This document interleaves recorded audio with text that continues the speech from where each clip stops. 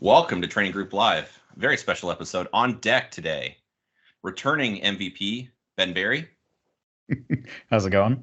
Well, returning because you've been on one time. And a new face and voice, Kyle Stevens. How's it going, everybody? So, guys, you have something in common. You're both running for area director of Area 6. You agreed to come on the podcast and be interrogated. So that's what we're going to do. I've sent you guys both the questions list. And there's one little dynamic I'm going to change that you guys don't know about and you're just now learning about. I've already decided who's going to answer each question first. So there's an even number of questions. So you guys will each have to answer the same number of questions first. But this way, we don't just make one of you guys answer all the questions the first time. Like Kyle answers every single question first, and then Ben could just be like, "Yeah, that sounds like a good idea to me." Like, that's a little too easy. Come on now. So I thought that was the setup of you even having me on. Exactly. Ben's going to be the fall guy. All right. So anyway, first question. Ben, you get to go first. What qualification do you have for being an area director? Well, so I think the question is, what is the role of the board of directors? And I sort of see it as being a diverse range of viewpoints that all can inform on the issues facing USPSA from different perspectives. So obviously you want, when you're looking at a corporate board or, even a nonprofit like ours, ideally you'd have someone with some legal background, some financial background. And I straight up don't have those types of qualifications. I come at this purely as a competitor, as someone who has been in the sport for 10 years and has seen the way the rules have evolved, seen the effects of some things that have come and gone. And I don't necessarily see that voice being represented. When things like the way that the gear rules were changed in a number of divisions over times, including things like, okay, we're going to allow flashlights, but there's not going to be a weight limit on them. And then nobody's going to make a brass flashlight. And then it happens, right? Having that kind of perspective that it doesn't seem like maybe those discussions are happening and it's not reflected in the minutes, but providing some of that competitor side perspective to the board, but also as someone who has been involved on the volunteer side. So Stephanie, my wife, took over section coordinator of North Carolina 5 years ago. And she kind of is the contact person sending all the emails and everything. But we talk quite a bit about issues and sort of she bounces ideas back and forth. And so I've seen sort of things from the volunteer side. I do also, work at my local club, designing stages, helping to set up. But I've seen the section coordinator side. I've worked matches. So I've worked the state match for the last 5 years and then a few years in 2013, 2014. So I've been on the volunteer side, I've been on the competitor side, and now I've seen things from the section coordinator side as well. And so I just want to bring those perspectives and then just generally be someone on the board who listens to the members and when they express concerns, try and represent them, which is not necessarily something that a lot of people feel right now. Tough act to follow. Kyle, same question to you, sir. I'll start with what Ben finished with because I think it's really important to emphasize. The board serves at the pleasure of the membership, right? We're elected by the membership, and we can be replaced by the membership at either there's a process in Robert's rules to do it, even though it hasn't been done, or every 4 years if we decide to run again. So I think going into it, understanding that we represent the membership is probably really important. So I just wanted to bring that up because obviously Ben said that and it kind of sparked something that I thought about. My qualifications. Most of my qualifications actually come probably before I was shooting competition. So I've only been shooting competitions for 8 years, and of those 8 years, I've probably been competitive for maybe 4 of them. And I think there's a good distinction there. I was a professional poker player for most of my life.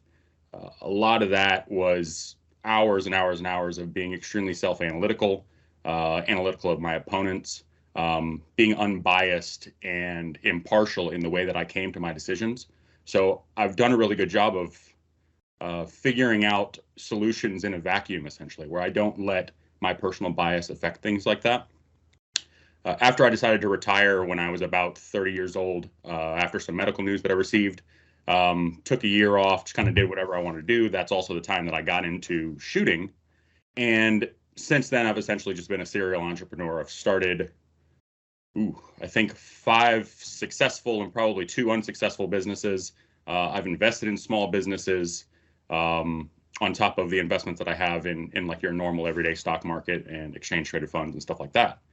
In addition to my business experience and my prior to shooting experience with poker and being analytical, my match running experience, and like Ben mentioned, when we talk about rules, having somebody that would know something about the rules. I was the first ever Grandmaster Range Master in the history of USPSA.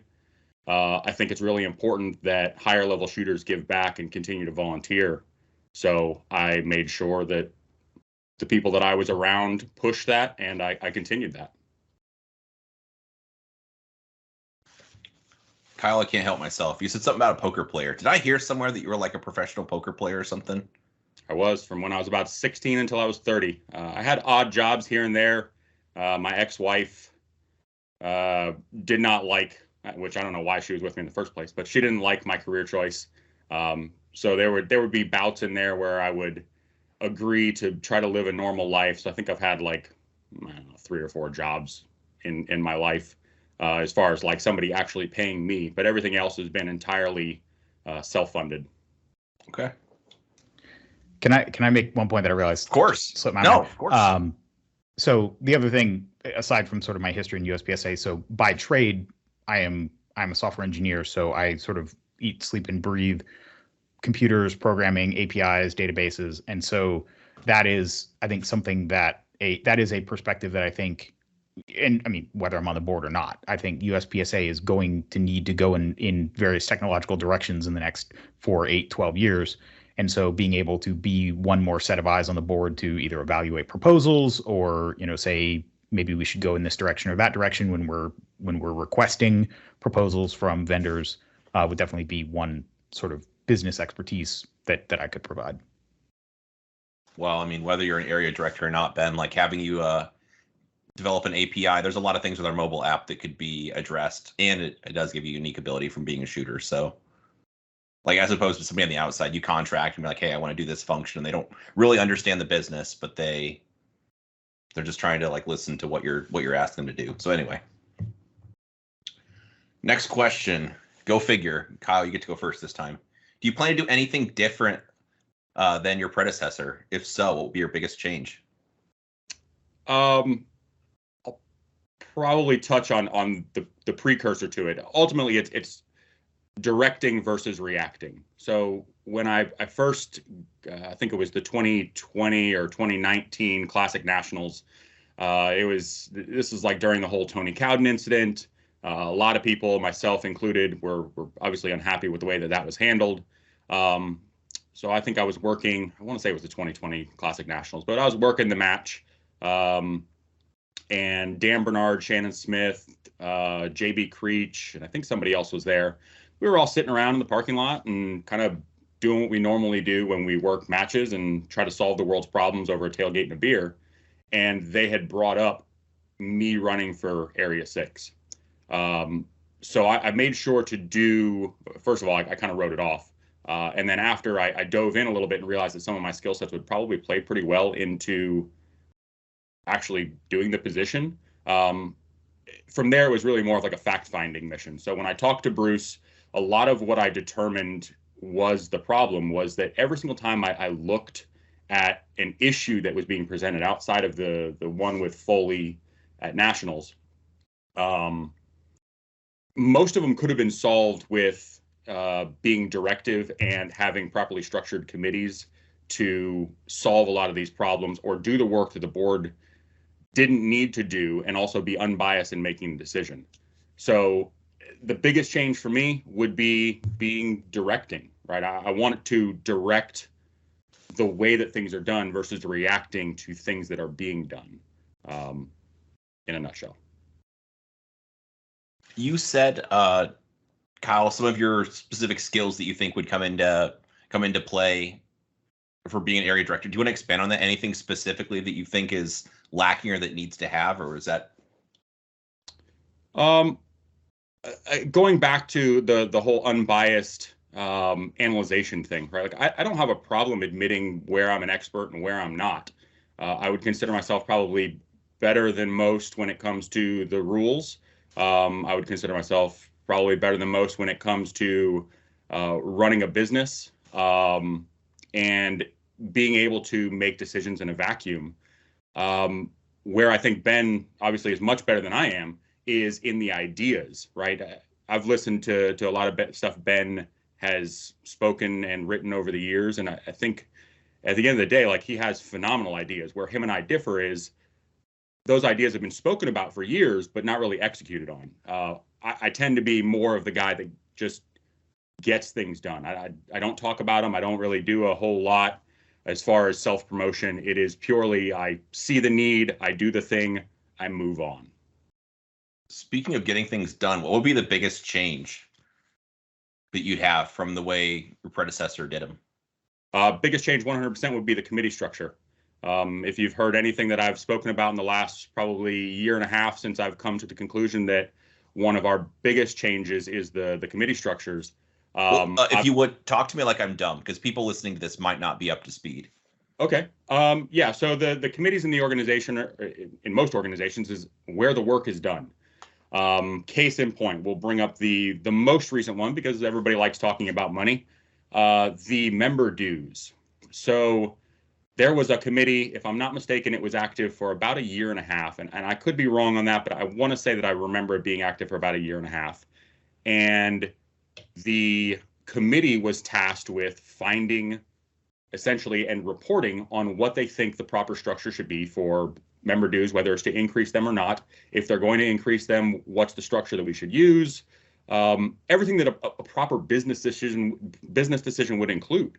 And going back to the committees, right? So that committee report was intentionally withheld from the minutes, which besides voting against what I believe was in that report, they also intentionally withheld it, which was kind of interesting. But I think that going back to, again, what's the one thing I want to do, the biggest thing, if I had one sole thing that I accomplished in 4 years, it would be to change the committee structure and get people that are experts in their area into a position where they can create and be in these reports, advising the board to do the correct thing instead of the board being on all the committees, because that's the way it's currently structured or was currently structured. And then the board votes on their own work, which creates somewhat of an echo chamber and probably a conflict of being able to actually get any progress done. All right. Ben, same questions to you. What do you say, sir? What do you want to do different from your predecessor, I guess, to begin with? Yeah, I mean, I think there are really three main things. I mean, one is just generally, one of the things that I try and portray, obviously, in the fact that I do the podcast and I try and publicly engage, is I enjoy sort of communicating not just what's happening, but why. And so I think as an area director, I would want to not just be the person who, if you have a question, come see me in person, but like send me an email. I don't see how people do phone calls all the time. I know some area directors are like, here's my phone number. I probably would not be that guy. I probably would be the send me an email and I'll respond at 2 a.m, when I'm feeding my kid or whatever. Phone calls take too long. I agree. Yeah.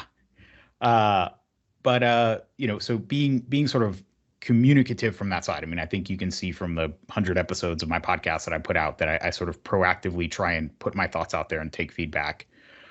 The second one would just be to actually listen to the membership, to try and take feedback, and even if I disagree, sort of explain, ask probing questions, and try and understand the perspective, so that even if I don't feel like I can necessarily that you've necessarily changed my mind, you at least feel heard, which I know is, again, not an experience that most folks have.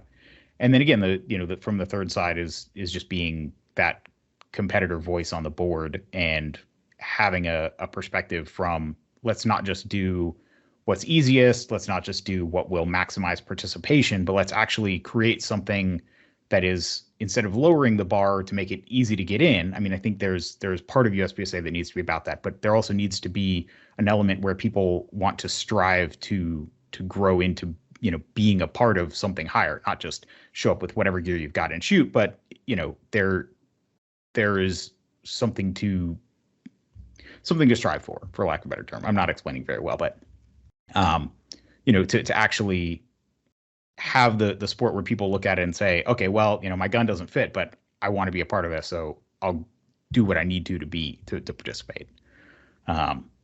Like buy into the organization. Is that fair? Yeah. That people don't value things they get for free. So, to some degree, the more someone invests in it, the more they're going to be attached to it. And I mean, I will say too, on the sort of communication point, so to what Kyle said about, like, I've been putting out ideas. I mean, I also have been putting some of these ideas into practice.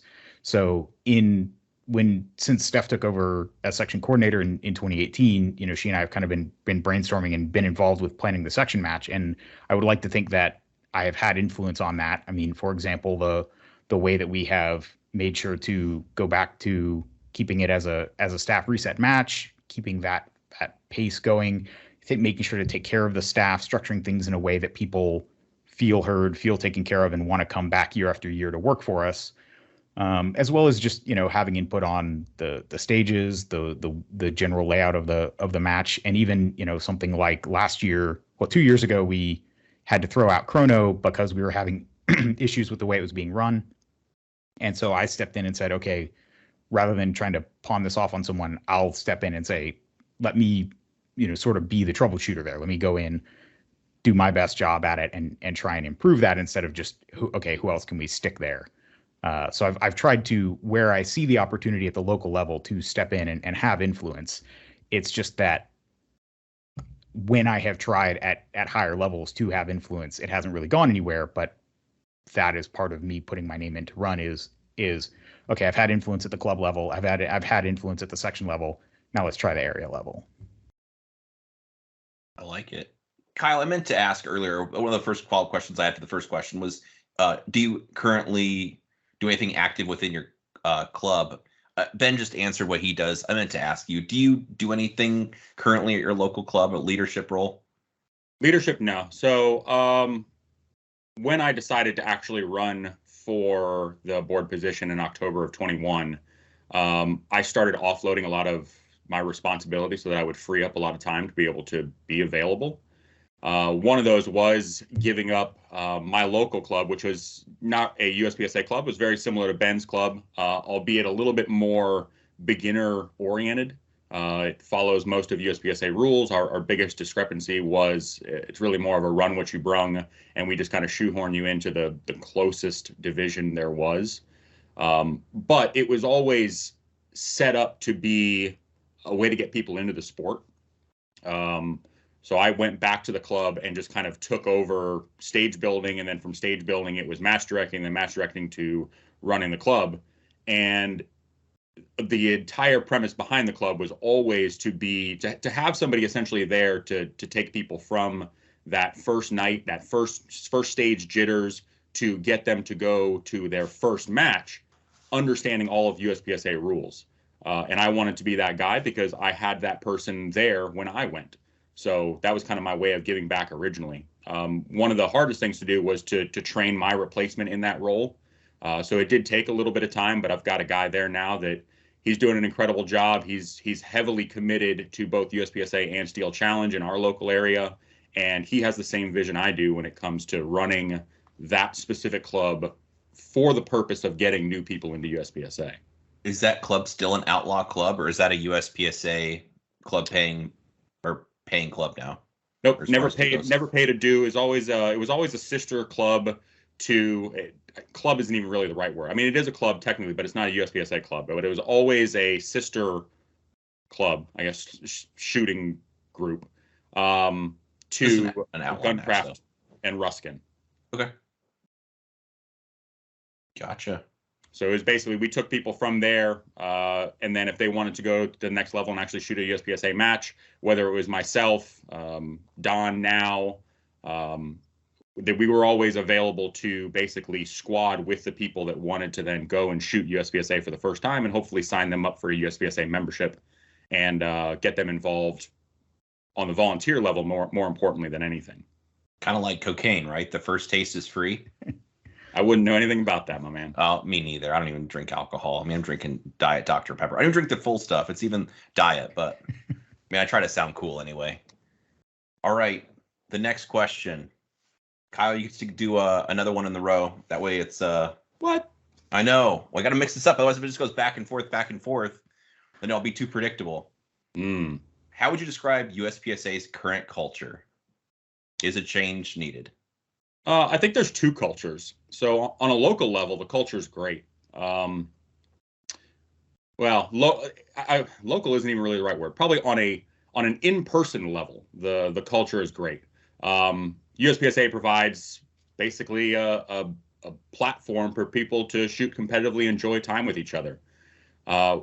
The alternative to that seems to be the online culture, right? And I tend to stay away from it mostly because it's negative, and frankly, I don't have a lot of time for negativity in my life. Like I'm very, very happy with where I'm at right now. I don't want to be surrounded by negativity 24/7, just because it has had a negative effect in my life in the past. So I purposely avoid things like that, and that's probably not only noticeable, but I'm sure something that people will use against me. I have no intention of ever using social media as an outlet to communicate with people. I don't think that everybody in the membership has social media, so I don't think that that's the right answer. But I will always be available by email. You can call me. I am at a lot of major matches all over the country. Come approach me. I have no problem talking with people. I just don't want to do it on social media where we basically try to use as little characters as possible so that we get misunderstood. All right. Well, I got follow-up questions for you if I could. Would you be opposed to using social media to making a statement, or even if you don't engage with people, as far as spreading why you made a decision, or maybe you post a video like, hey, we made this decision as a board, this is why, like a backstory? Or is this like, I mean, honestly, your predecessor sounds really funny. He was like, if people want to talk to me, come find me. And then like basically like he didn't think the internet was going to be a thing. Like he kind of, I mean, I realize I'm being a dick, but he didn't really think like the internet was going to catch on and that people were going to use that. So he thought it was going to be like in person or pick up a telephone.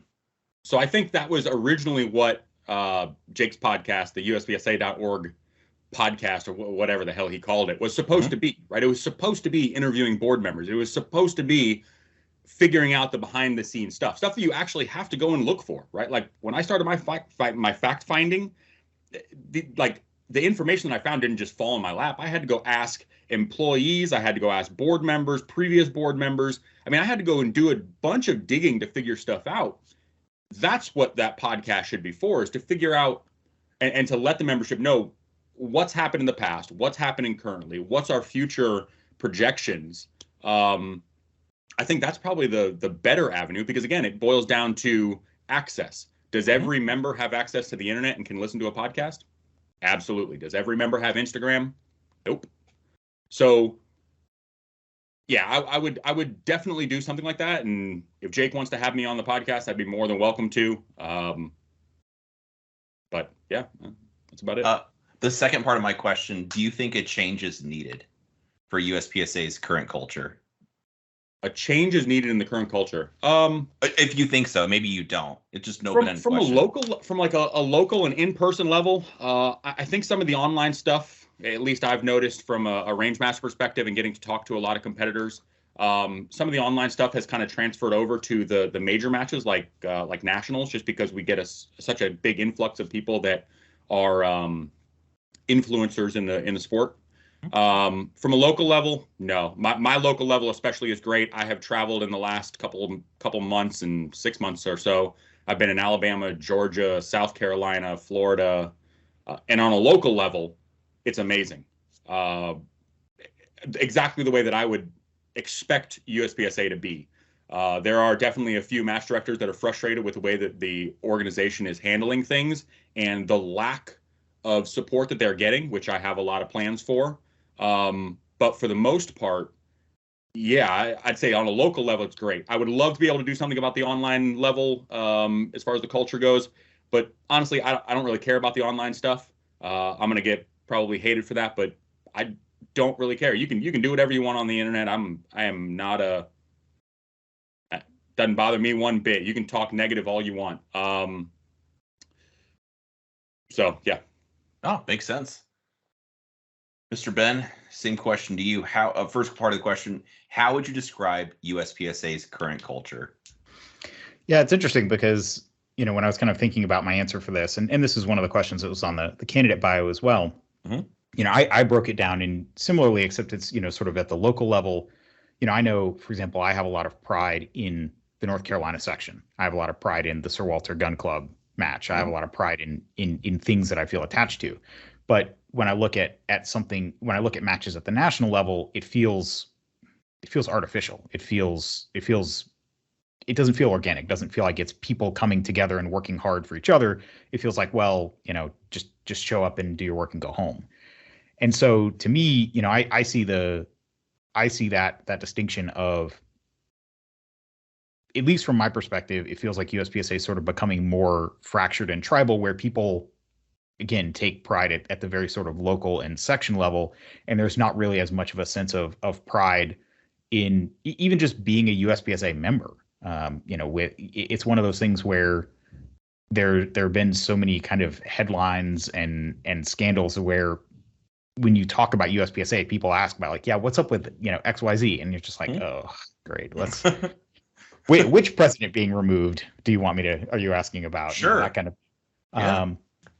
So I definitely think that in the sense of there needing to be a change that there does at the national level, where we actually feel like nationals is the representation of the best that each match, each section, each area has to offer, and sort of have that pride of coming together at nationals and putting on the best match of the year and feeling proud to be a USPSA member. Whereas now I know a lot of folks, they either keep their membership so that they can shoot their state match, or for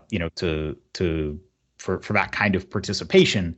But it's becoming less about, I think this is a great sport and everybody should join it. It's kind of like, well, maybe wait for things to blow over, see how they turn around. But to me, I do think it's interesting how, when you look at where the negativity is happening. So, over time, there have been a few different eras of kind of online communication, right? So Brian Eno's forum has been around for a long time, and they chop that stuff right off at the knees. Any kind of negativity, politics, they're like, no, get it out of here.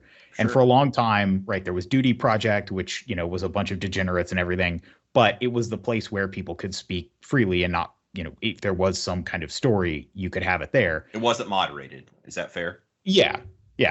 And then that kind of went away. And so I think things have kind of migrated in the way that when you have something that needs to bubble up, it'll sort of go to the place where the pressure can be relieved. And so the thing about Instagram in particular is, versus things like Facebook groups, where those tend to be moderated as well. The thing about, so, if you post something on like the Area 6 Facebook page that's inflammatory, it'll just get deleted. Mm-hmm. But on social media, it's on your page. And so I think we tend to see things popping up there because it's the place where people go when they feel like they can't be heard anywhere else. And so, my goal would be that people don't have to take things public, because they feel like if there is some incident or some issue, they can reach out and actually have it resolved in a mature way by, resolving it in a sort of calm adult way with their area director, or escalating the concern to the appropriate person. And it doesn't have to become a social media shitstorm.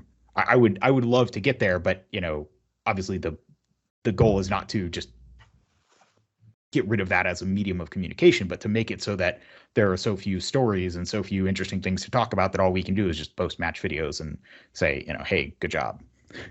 That'll never happen. People love to complain, man. They love the drama. But I agree that you need an area director that will actually reply to you, number one. But I disagree in the fact that, it's in every facet of life. There's always going to be people that complain just to complain. So.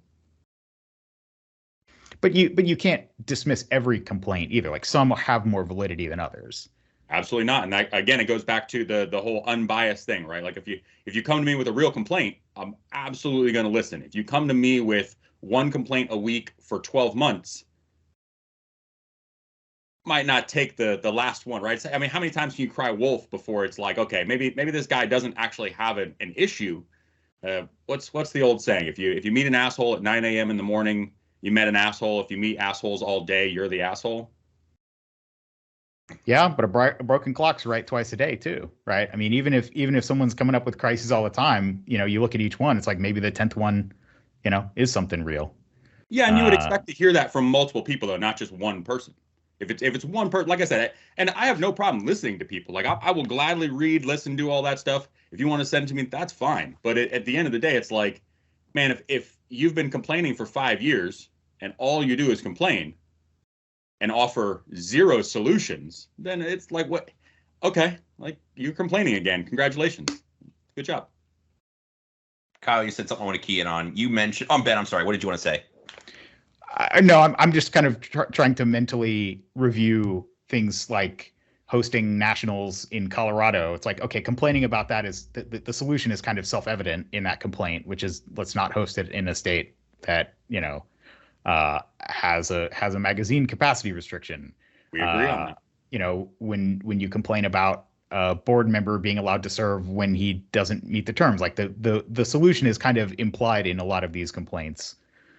So that's why I was just kind of trying to think through what, Again, it boils down to each one is unique in its own sense, but it's like you have to understand if people are if you're going to complain, at least if you're complain about things that are valid, don't just complain to complain, and come at it with a positive light. Like, this is what's happening. I think this is what we should do to fix it, or this is what's happening. I've noticed this.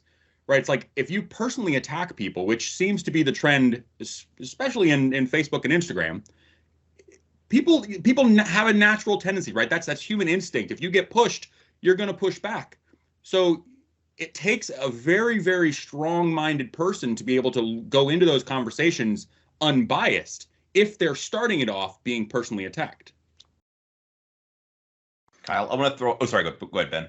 No. I mean, I think there's, it's just a matter of, again, I think things have degenerated because of, what we've talked about, which is this sense that people don't feel like they're being heard. And so the rhetoric and the volume ratchets up. And so, I think to a large degree, just having people feeling heard will sort of bring the temperature down on a lot of these, I think. Yes, there will always be, some degrees of complaints and, the water that was provided on the stages wasn't chilled. It was room temperature. It's like, okay, if that's the biggest fish we got to fry, we're in good shape.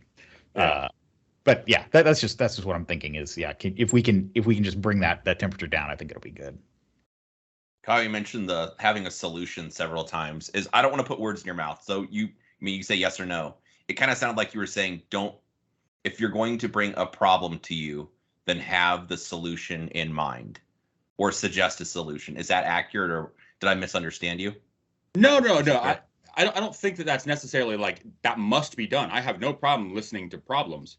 It would be nice to have a solution, right? Because you've obviously had more time to think about it than I have, right? If you're coming to me with a problem, and this is anything, right? I think Henry Ford was really big on this, right? Like, or Roosevelt, one of those old fucks. Yeah, it's essentially like if you're going to come to me with a problem, you've had the time to think about the problem. You've stewed over it. Certainly, you've had time to think about a solution. Let's discuss the solution. I don't want to discuss the problem anymore. You found the problem. Let's discuss the solution.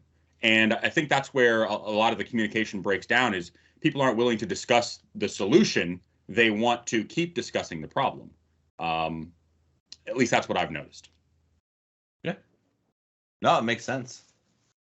All right. Next question. Ben, go figure. You're up to bat first again. What does transparency mean to you? This gets talked about a lot. We can tie in conflict of interest that are being talked about, which is kind of my next question. But overall, what does transparency mean to you? I mean, I think as a baseline, making anything, the default should be anything the board does, produces, looks at, should be public and available to the members. The board works for the members. The members pay the dues.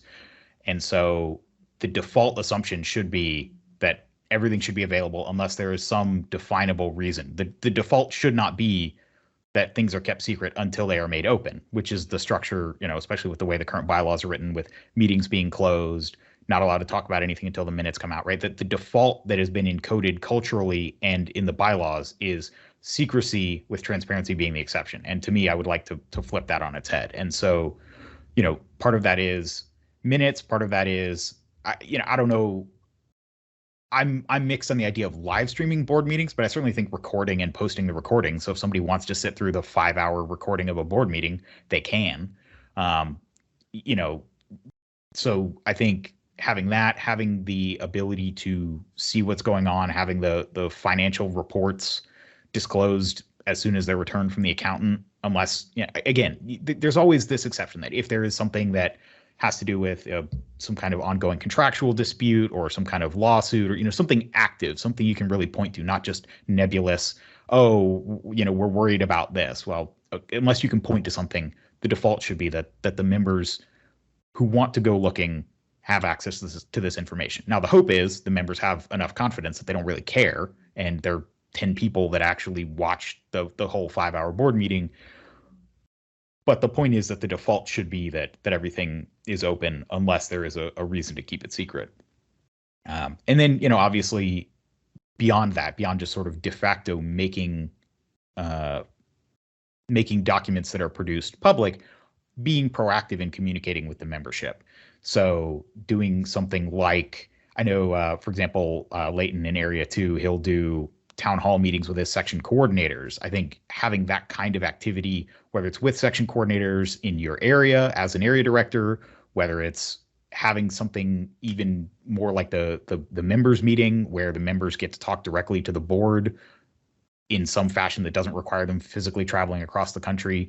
Obviously, this is, we're talking about huge time commitments here, so I don't want to promise too much too early, but I think not just sort of by default making the actions of the board passively public, but also taking some proactivity around things like having the USPSA podcast, which, yeah, Kyle, your point is exactly right. That's, with my podcast, that's why, it's an RSS feed, it's a YouTube feed, like anybody, you don't have to sign into anything. You don't have to have an account, having it be, and you can, sign up and get emailed when a new episode is posted. So basically, if you want to keep up with these things, you can be notified. And I think having something that's structured that way, where anybody that wants to stay in the loop, whether it's via email, YouTube, podcast, or anything, there is information being proactively pushed out, and a sort of two-way communication above and beyond just sort of that passive release of documents and proceedings, which should just, again, be the de facto assumption should be transparency, because at the end of the day, it's the members' money. They should know where it's going, and they should know what it's being used for and what's being done in their name. Then the next question, or the second part of that, is when do you feel executive session is appropriate to use? You talked about a little bit of that, but yeah, I mean, so this is one of those areas where, I freely admit I have not served on boards in the past, so I don't have a ton of firsthand experience. But, my understanding is that it's generally anytime that you have something where the open discussion of the topic could have legal or financial consequences. So if you're talking about, we're looking at buying this building or that building, and this build, there are contractual details about that, and that if those details were to get out, then maybe it messes with the financial transaction. In that kind of scenario, you would keep that in an executive session. What executive sessions are not for is taking informal straw polls that are unrecorded votes, and then once you exit the executive session, everybody votes unanimously whichever way the straw poll went. Right? That kind of thing is not only not recommended, that is exactly what executive session is not for. And so to me, it would be one of those things that is used rarely and exceptionally when there, again, is some kind of contract negotiation. So for example, nationals dates. I know this is a topic that comes up sometimes. If there is something where you're talking to some ranges and there's two possible ranges, and you don't want people to sort of go out of their way and start booking hotels or anything before the contract is signed, that's a very sort of mundane procedural reason to use something like executive session. But anything that has to do with, you know, concealing things from the membership just because it's embarrassing, or because you don't want to admit that you're skirting the rules in some way and you just kind of agree not to do it. No, I mean, that stuff it shouldn't be happening at all. And using executive session as an excuse to stop recording minutes, as sparse as they even have been, is completely inappropriate. Kyle, same question to you. First part, what does transparency mean to you? I had some stuff written down, and realistically, it sounded very cliche. So the basis of it, right, is transparency is essentially the bedrock of trust. You can't build trust on shaky ground. And having transparency allows the membership, if they want, to go make sure that everything is being done correctly. That was one of the reasons why I went to the in-person board meeting at the beginning of the year. I wanted to not only to see how things were done in case I win, but just to make sure that I wasn't stepping into a huge pile of something that, while we have directors, insurance, and stuff like that, you usually get the least common denominator attorney. I don't want to have to foot the bill for an attorney to defend myself against something that somebody else did prior to my appointment as a board member. So I think that transparency also allows the fact that even if you don't agree with the decision, you can at least see the rationale of how things are done. And we don't get that at all the way that things are done right now. The executive sessions, to Ben's point, right? The executive sessions, the way that they're used right now, not only are incorrectly used in some cases, but they're doing them incorrectly in the fact that they're talking about multiple subjects in the same executive session. If you look at Robert's rules and you go back and you kind of dig into it, right? You're supposed to do one thing per executive session, leave, make a motion to vote if there is a vote or whatever it is, roll call vote, however you want to do it. And if you want to discuss something else, then you make a motion to go back in.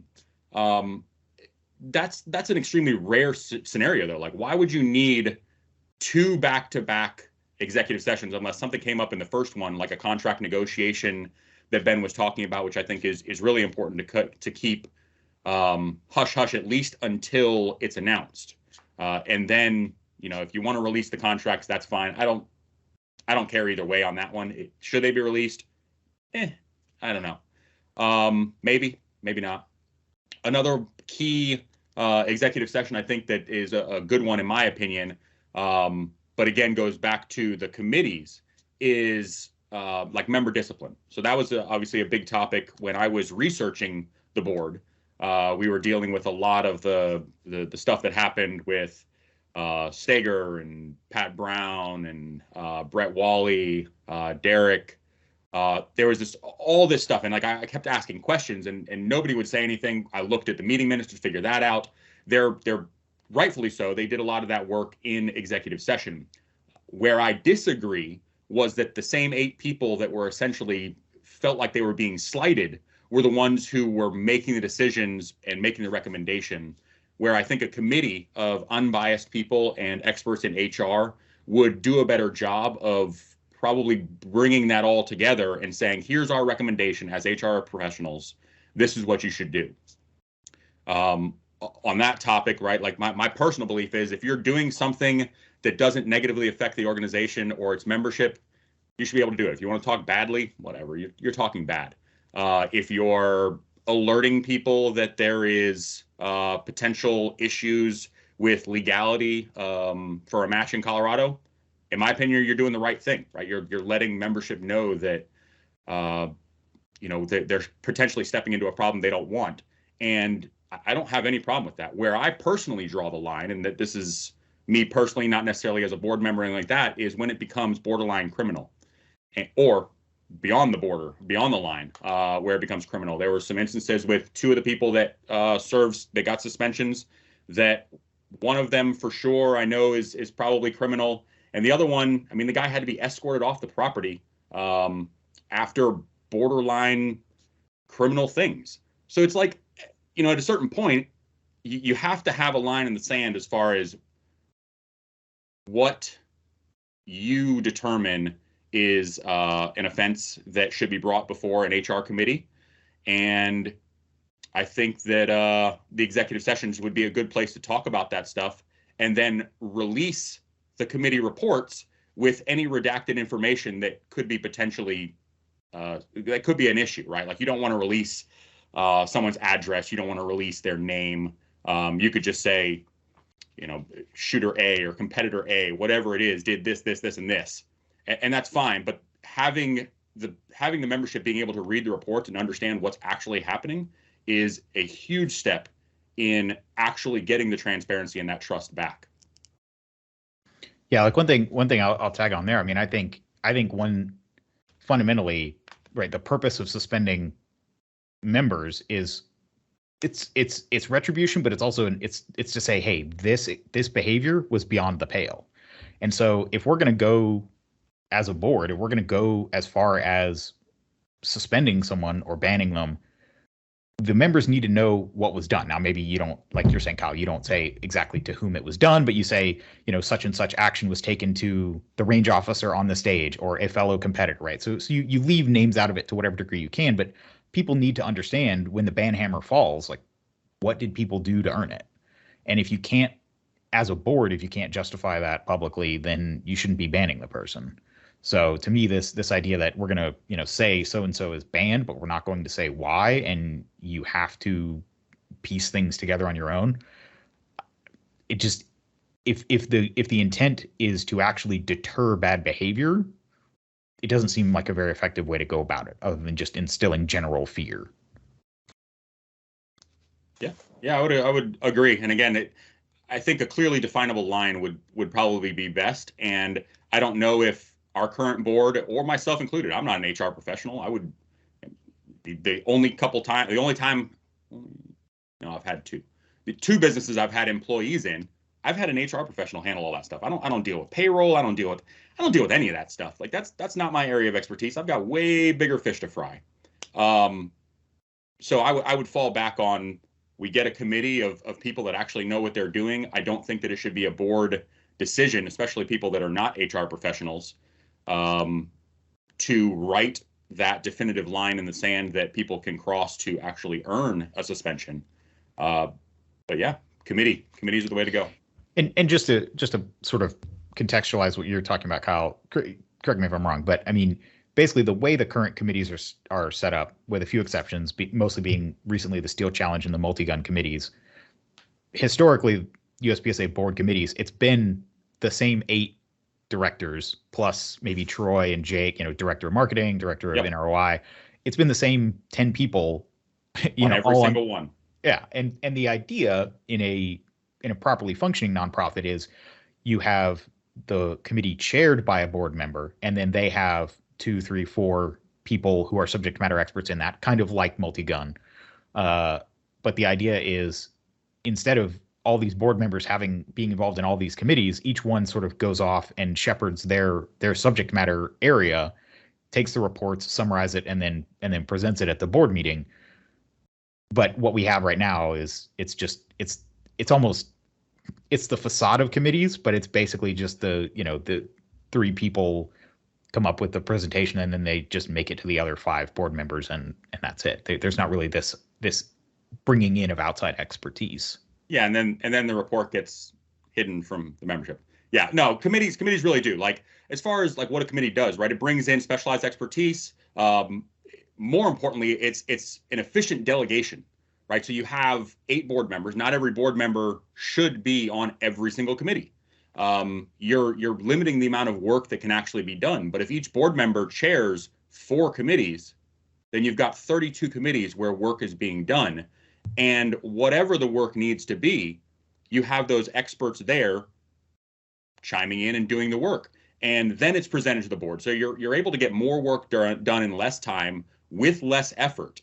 On top of that, too, the best part about it, in my opinion, is you get a diverse group together instead of just the same 8 people or 8 to 10 people in every single committee.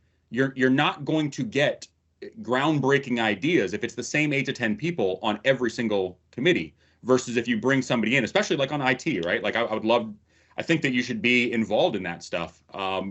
Rick Rotzel historically has been very closed with the things that he does.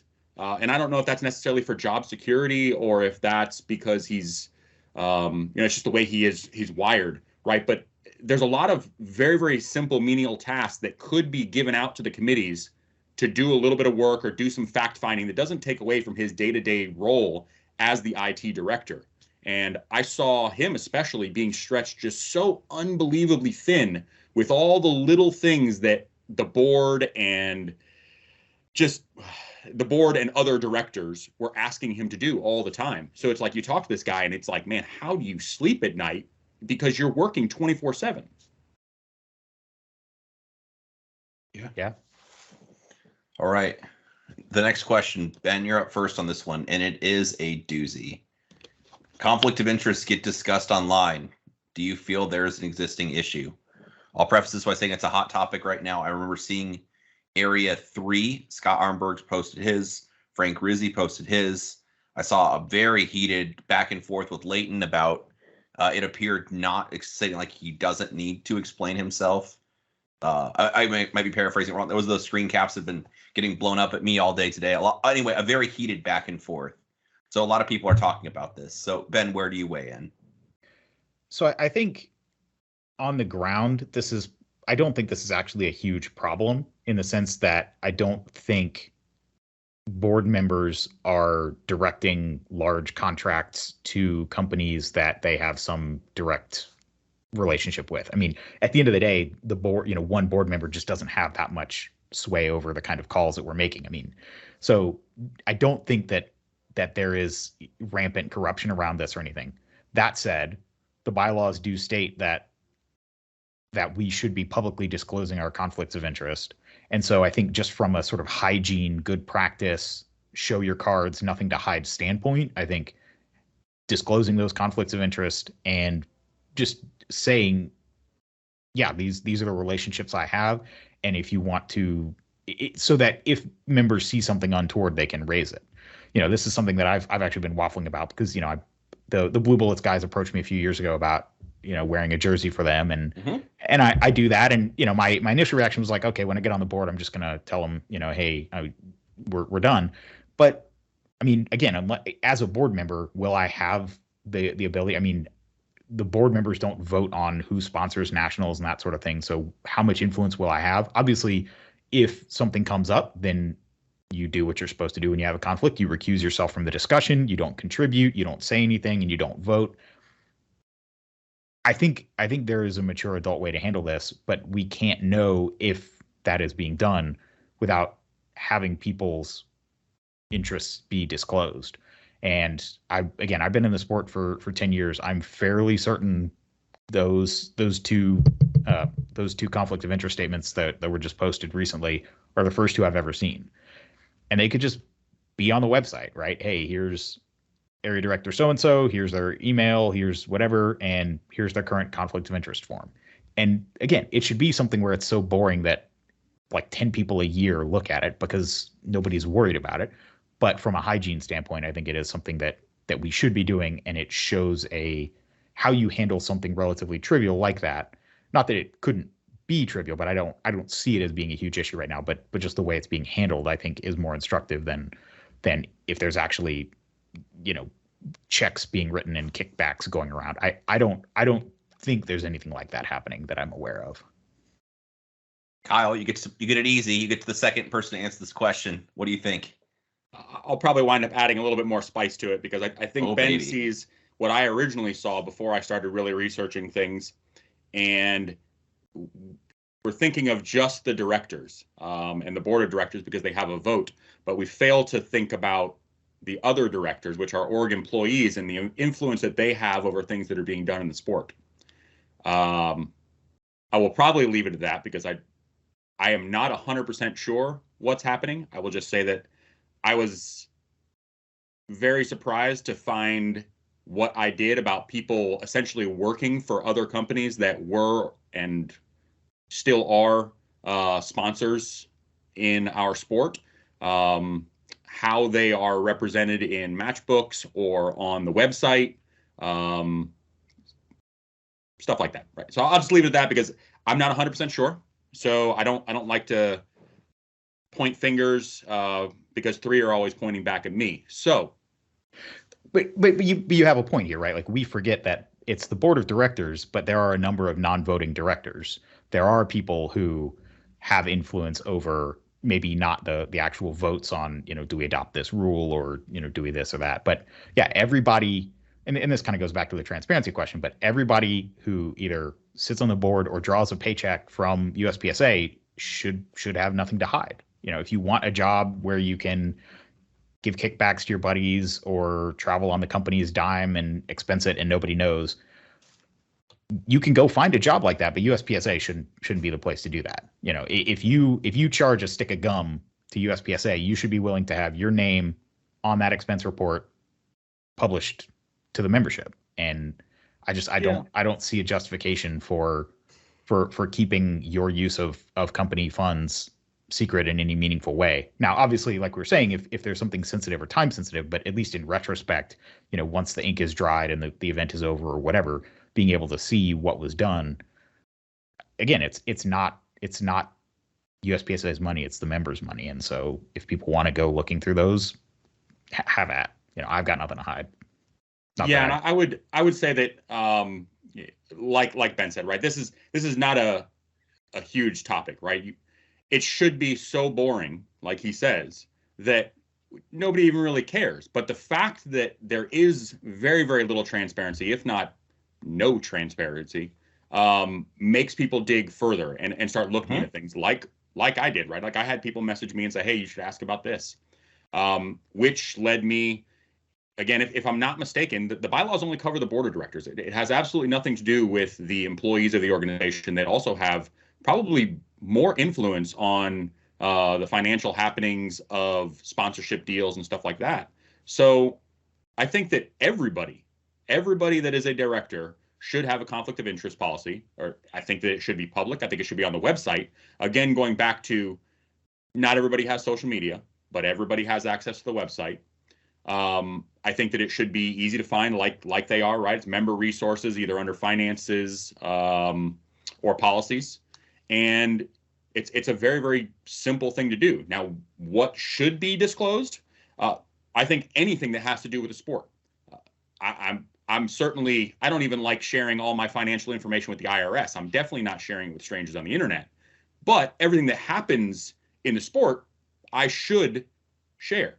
Because if my decisions are being weighed by, my sponsorships or, something that somebody has given me during the year or in previous years, the membership should know, and they should be able to make a decision whether or not I did it based on the merits of their actual contributions or their contributions to me. Dang, I like it. Next question. Kyle, you're up first. How do you plan to bring fiscal responsibilities to the USPSA organization? Real simple. I'm going to sound like a broken clock because I think, again, when I went down my road of research, ultimately the single item that I found that would solve a lot of our problems would be properly structured committees. Our finance committee, to give you an idea, when I was in the board meeting in January, the finance committee was chaired by Rick Steele. And my favorite quote during the entire weekend was when Yeeman appointed Frank Rizzi to the multi-gun committee. Frank rebutted with, why am I on the multi-gun committee? I don't live anywhere close to anywhere where multi-gun is even shot. To where Yeeman asked Rick Steele, Rick, how much do you know about finance? And Rick replied, not very much. That's probably an issue. If you're going to be in charge of the finance committee, you should probably know a little bit about finance, and you should have the opportunity to chair to not only chair the finance committee yourself if you know it, but then comprise the entire committee of finance experts. Now I don't know if I'm allowed to talk about that. I'll just say I think it's being worked on. I'll leave it at that. I think it's being worked on. There might be a job description being written for people with an NDA and stuff like that. But the idea is what I've essentially been doing behind the scenes since I decided that committees were broken is to fix the committees. Again, I don't talk about the stuff. I just go do the things. So Steel Challenge Committee was the first one. Multi-Gun Committee was the second one. They seem to be potentially talking about working on the Finance Committee now. So the idea is we fix all the committees and we get more of them under the umbrella, and we get more work done at a better pace. Kyle, has a follow-up question. From what you can see, do you believe the current budget is healthy and will sustain the organization for many years to come? If you can say, hey, I'm not an accountant, I don't know. Yeah, I'm not an accountant, but based on reading how I would run my business, I would never want to break even. If I'm breaking even, I'm closing the business. Unless I have I'll take that back. Unless I have a specific plan in mind, right? Like if my marketing strategy is to spend $100,000 on Facebook a month for X number of months to be able to generate this kind of revenue in the future, that's one thing. We don't really have that. So I will say that we should not be losing money, and we shouldn't be break even. We have a very, very simple structure with a huge amount of cash flow, and the issue seems to be our expenses. So yeah. Do you, as a follow-up, very last question I'll interrogate you with, do you have any, as far as expenses, did you see anything out of line that you think needs to be addressed or trimmed from what you've seen? I will say that based on what I know and my research into the organization over the last 2 years, before we had an executive director, after we had an executive director and an outside CFO, I don't think that everything is being reported correctly. Oh. The plot thickens.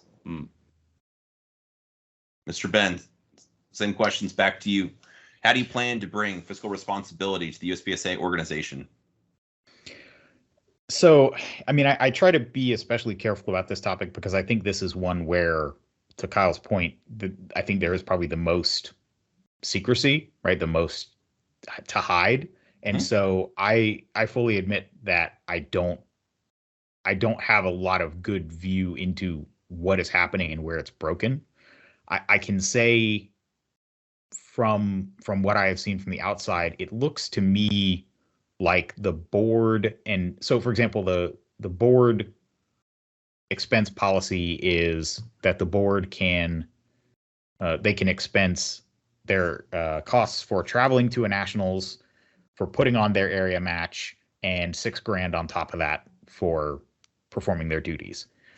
That doesn't strike me as a huge amount. I mean, I'm sure some board members might be able to milk that, but I wonder. I think what is probably needed and what's missing is internal controls and someone actually looking at the expense reports and saying, I'm not going to approve this. This is not a valid expense. Where's the receipt for this $500 dinner or whatever? And so while I think, the board and the committee side of things can have some influence, at the end of the day, it's going to be the actual full-time employees, I would assume, starting with the managing director, who's kind of the person with whom the buck stops. But I don't know who exactly. Now I know we have this part-time CFO, so I don't know who's approving hourly, but yeah, yeah, it's very vague. Or we have these like outside accountants.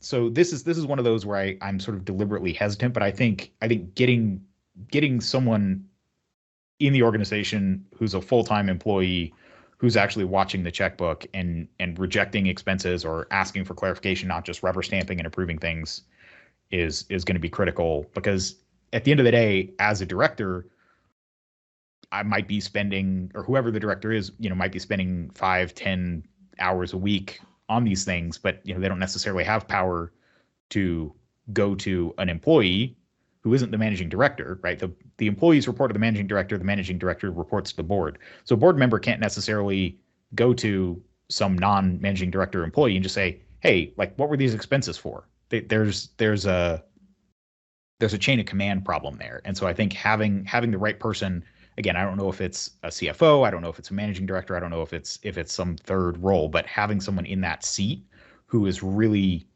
concerned about the financial health of the organization and willing to not just, like I said, rubber stamp things. Yeah, the question is, are the credit cards being shut off, right? Like once you hit $6,000.01, do you stop receiving checks from the organization? How is that stuff handled? I could never figure that out. Nobody could ever give me a direct answer. And do you put that stuff under your area budget versus your national budget?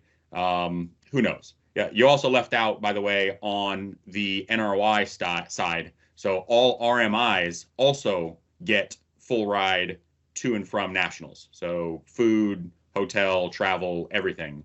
Now, again, are 10 RMIs going to break the organization? No, probably not. But I think that, again, it goes back to who's looking at these things. Is there a policy in place to stop the bleeding once they go too far? Is that regardless if they work the match or not, or is that just if they work the match? That's actually a really good question. I did not ask that. I can't help myself. I just have these questions. Yeah, I had assumed that it was probably if they worked. I mean, they all work the match. I've never seen an RMI show up and not work the match. And then they're also there for, like in my case, I had all 10 RMIs at whichever nationals it was in 2021 to do my RM review board. So I had all 10 RMIs sitting in the room at nationals, and I found out later that basically every single one of those were paid for. Is that a bad thing, right? I don't know if that's a bad thing. You want the best nationals, to Ben's point. The best nationals needs the best people working the match. Yeah. Do they deserve more than a regular RO? I don't know. And then, so and then I would say the sort of other point that I would make is, so you'd also asked kind of from what you can see, is the current budget healthy and sustainable? Yeah. So what we have currently, what's publicly posted, are the 2021 Form 990, which is the IRS tax return, where we basically report our income and expenditures and salaries of highest paid employees and so forth, and the 2021 reviewed financial statements from the accountant. There is and in that 2021 statement, we made a small profit. I think it's, off the top of my head, I think it's $100,000, something like that. So it was just barely above expenses as recently as 2 years ago. So even through COVID, with matches being shut down, activity fees being down, we never had a down year. As far as I know, from what I've heard, 2022 was a down year on the order of $200,000 to $300,000 per year in that year. Part of that was operating losses. Part of it was investment losses, again, based on rumors. The audit report, as far as I know, is written. It's sitting on the board has seen it. It could be released immediately, but we're in the middle of August in the year, and we still haven't seen it. So I can't really say where we were even a year ago. But again, going off that 2021 reviewed financial statement, we had about $4 million in the bank. So $1.5 million cash, $2.5 million in investments. So in theory, if we lose $200,000 a year, we could sustain that for 20 years. Obviously, we don't want to be losing huge amounts of money. I do think as a nonprofit, running as lean as we can probably makes sense. So, to me, it's not so much about making a profit, but if we can just keep a nice rainy day fund, I think, on an annual budget of roughly $3 million top line revenue, having $3 to $4 million in the bank is probably a good number. I don't know what's standard in the industry, but that seems, that would be kind of like making $100,000 a year and having $100,000 in savings. That seems reasonable. But would you agree that having a committee of professionals would probably help us in that scenario? Well, so this goes back to the reporting issues. The committee is only as good as the powers they're given, and so if a committee makes recommendations, but the recommendations don't carry any force or any power, I don't know that necessarily a committee could do anything about losing $200,000 to $300,000. Now, maybe they can say these investments suck. We should be in X instead of Y. So there definitely is a role for advisors, but I definitely think that actually having someone with their hand on the tiller 40 hours a week, keeping an eye on the cash register, and monitoring these things is going to be a necessary part of the solution as well. But yeah, to me, and I've said this before, I don't actually care if Nationals loses money as long as we budget how much we're going to lose, and then we lose that amount, plus or minus 10% or whatever. So if we say, we bring in all this money from membership dues, and Nationals every year is this giant blowout, and we budget to lose $200,000 on it, but it's this pinnacle event of the year. There's great media coverage. People feel like when they go, it's more special. It's something better than just going to even their state match or club match. If we lose money, as long as we say we're going to lose this amount and then we hit our budget, I have no problem with that. And so to me, the job of the money the organization comes in is to provide the best organization we can for the members. And so, there are all kinds of other things that we could be doing, like making it so that a club hosting an RO or a CRO class doesn't lose $1,000 every time they do it. There are places where the money, could be sort of paid back into the membership if we have revenues above expenses. But yeah, from what the rumors are, which is all we have to go on because the 2022 financials haven't been released yet, it seems like we're on a trajectory where we're going to start eating into our reserves pretty quickly if we don't turn things around. Yeah, that is the way it appears. The next question is for Kyle. How do you feel Nationals should be conducted? It's open-ended. You can take it anywhere you want. Yeah. You can talk about combined Nationals, individual Nationals, some divisions, low, not having Nationals, any way you want to slice it up.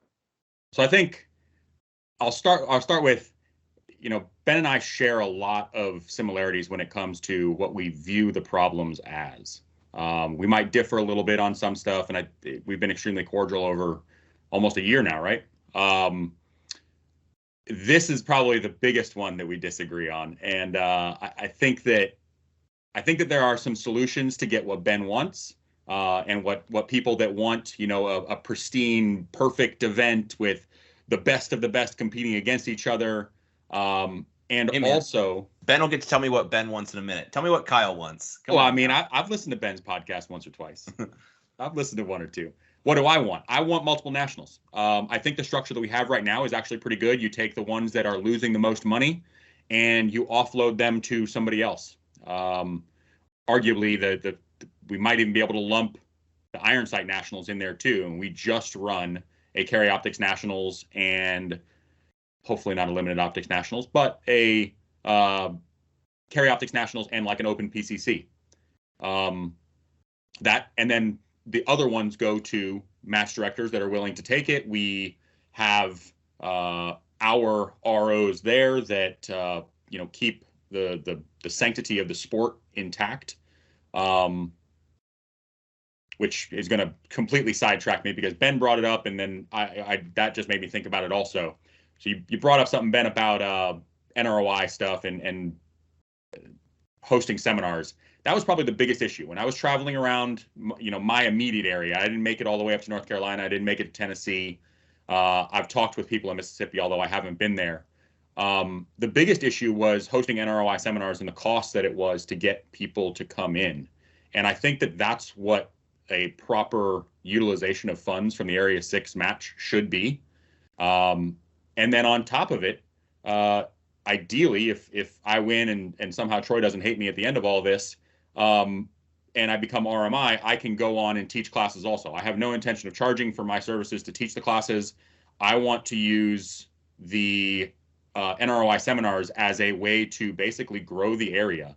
When you show up to a match, you should get a properly officiated match everywhere in the area.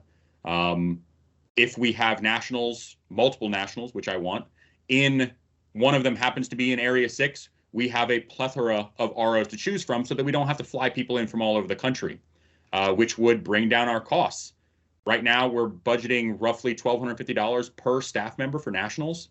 We look at losing money for nationals. There's your reason why. You have, call it 20 stages at four ROs per stage, 80 people plus your ancillary staff, so another 20. You've got 100 staff members at $1,250 each, $125,000. You can do the math on the revenue generated, and we're basically almost losing money from before we even buy a target. So having the staff costs brought down by something like hosting NROI seminars with Area 6 funds, which I would love to see done across the entire country, and I think it should be a policy, would help bring down costs for nationals, which would allow us to put on better matches. That was I got completely sidetracked. No, you're fine. And just to clarify, the idea is local ROs would have lower travel reimbursements, so they wouldn't spend the full $375. It might be $50 in gas if they're closer to the range where nationals is being hosted. Yeah, of the $1,250, the hotel is always the most expensive, right? So even with a so you're thinking people that can even sleep in their own bed local to the range. Yeah, if we get enough, if we get enough ROs, especially like somewhere like up by you, right? You have so many people that are willing to work matches. Atlanta is another one. We're talking about Area 6, obviously. Atlanta is another one. Down by me in Florida, although we don't use Universal Shooting Academy anymore. The reason why the matches down here were so successful, number one was Shannon Smith. And number two was because we had so many people within driving distance, myself included. I didn't have a hotel. I just drove the 2 hours to and from the range every single day and worked every nationals that was down here. So I think that reduces the costs, and we're able to put on a better match because of that.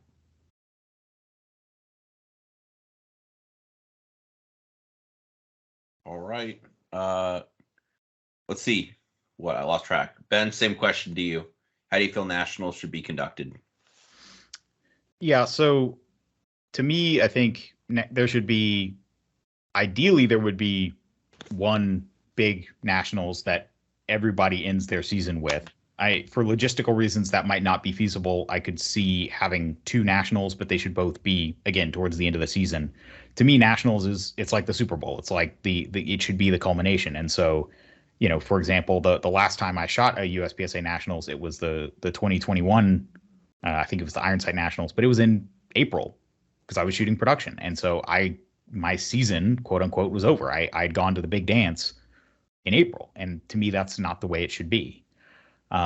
Necessarily, I think that by having fewer nationals, you do end up with fewer slots as a sort of unavoidable consequence. That's not a goal. That's just sort of a side effect. But I think it should also be something where getting invited to nationals should mean something. It should be an achievement. It should be a qualification process. To me, the idea that we give out, so right now national slots are awarded in basically, the nationals registration is in three basic bunches, right? There are some slots that are awarded for individual participation or in individual achievement. So top 10 at previous year nationals, if you win your class at an area match, or I think those, and then the sections, and then so that's all the individual slots that are handed out top down, and then the slots go out to the sections, and sections can award them however they want. Typically they go to clubs give them to basically whoever's friendly with the match director. And now, in some cases, like in North Carolina, every state champion gets one of those section slots, and that's just taken off the top before the slots are distributed out to the clubs in the section. So if you win your division at the state match as the North Carolina resident, you get a slot to nationals. But I know that's not how they all work. To me, I think nationals should be something more like that, where it is a chance for people to come together and test themselves against the best. I do think it should be a staff reset match. I think the idea that for two reasons. I mean, one is it allows, three reasons, really. It allows competitors to just focus on shooting and get the most out of their competition. It improves fairness, so you don't have competitors pasting or resetting each other's targets. You don't have to worry about a mover getting reset wrong. And then from the third point is just from a match flow perspective, you can get more people through the same number of stages in a lower turnaround time when you have, I've heard other people call it pit crew reset, because when you see a group, a staff of 4 or 5 folks go to work on a stage, it's like everybody knows their assignment, they go to their targets, and so it's more efficient. You have fewer reshoots, and so you can just get more people through in the same amount of time. So to me, nationals should be staff reset. It should be the best match of the year. It should feel like more than just going to shoot 3 club matches 3 days in a row, which in a lot of cases it does, because you might only be shooting 6 or 7 stages. I know, for example, the upcoming match at Talladega, which I know we have, there are only 15 bays at Talladega, so we're sort of limited on space there. But that one's going to be, it's like 6 stages a day for 3 days. To me, that nationals should be something above and beyond that. And I don't think that's actually that much of a stretch. I mean, so for example, for the North Carolina section, we plan an average of 4 ROs per stage already. And so the assumption is a small stage might only need 3. The bigger stages will have 5, but basically we, if we're running a 10-stage NC section match, then we expect to have 40 stage staff, and that's, you've got the timer, the tablet, and then 2 people helping to reset, and the guy on the timer, when you're done scoring, turns around and pastes a few targets as well. And so we've been able to show that formula it works, it's repeatable.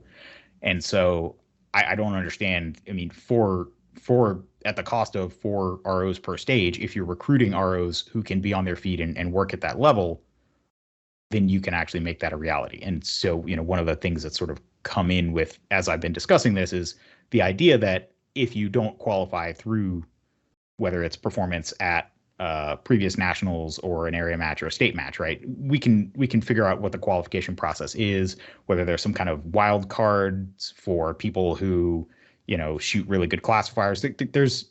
I'm not dogmatic about how that happens, but the idea that basically there's a qualification process, and if you don't qualify, but you want to go to nationals, you can sign up to work it, and then that way you get the up and coming competitors, the people who are really paying attention to the rules, that are staying current with things, not just the folks that may have been competitive 10 years ago or something. You get those up and comers who have an incentive to come out and work, and then they can also come together and work with more experienced folks and then take that experience back to their home club. So to me, it's not just a bringing together of shooters, it's also a bringing together of everybody involved at the volunteer level as well.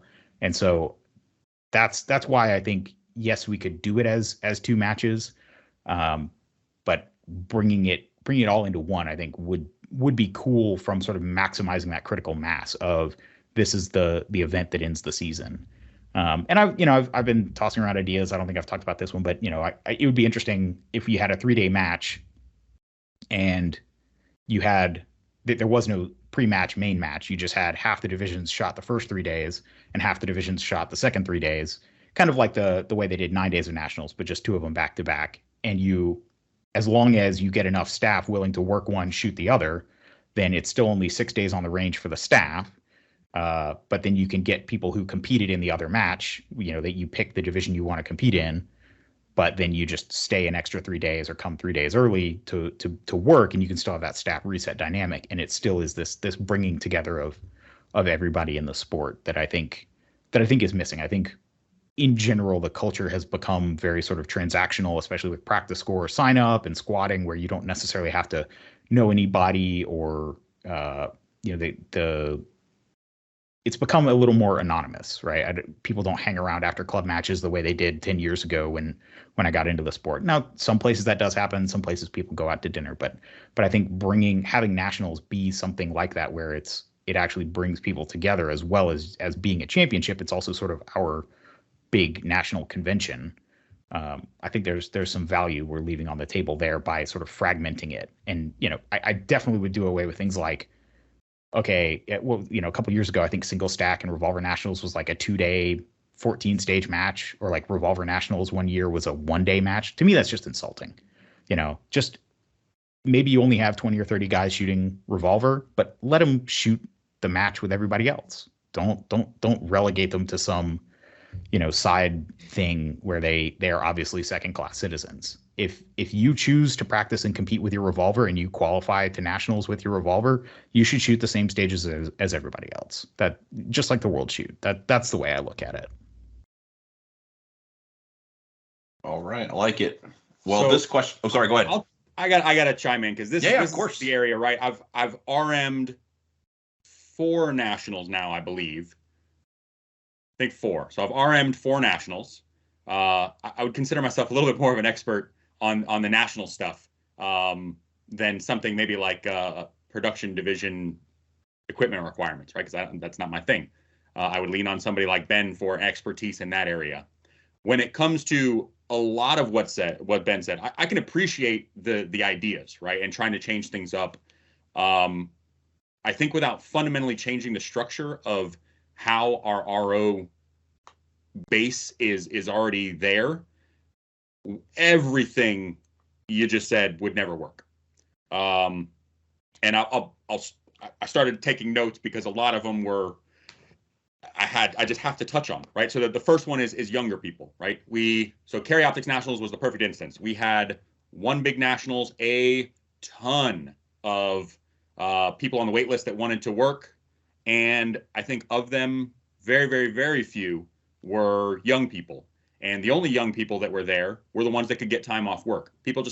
Younger people can't get that much time off work. So we have to lean heavier on your middle-aged people to basically be there to help out. Now, we want to train them correctly, but we can't have an incentive for younger people to work the match as a way to get into the match if we expect them to be there for 6 or 7 days.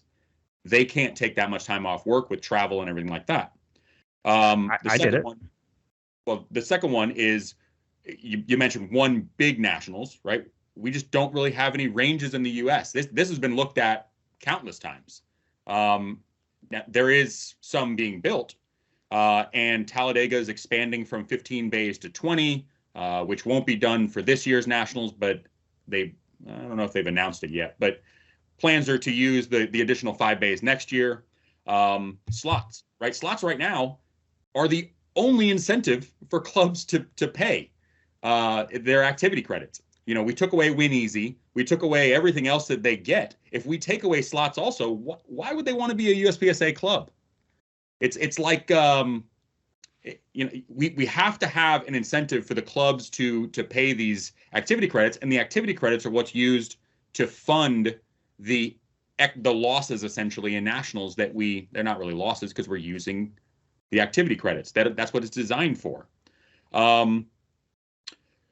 Movers resetting correctly. So this is one that I know personally. I know you haven't shot nationals because, well, every nationals IRM, I basically have my ROs reset the movers.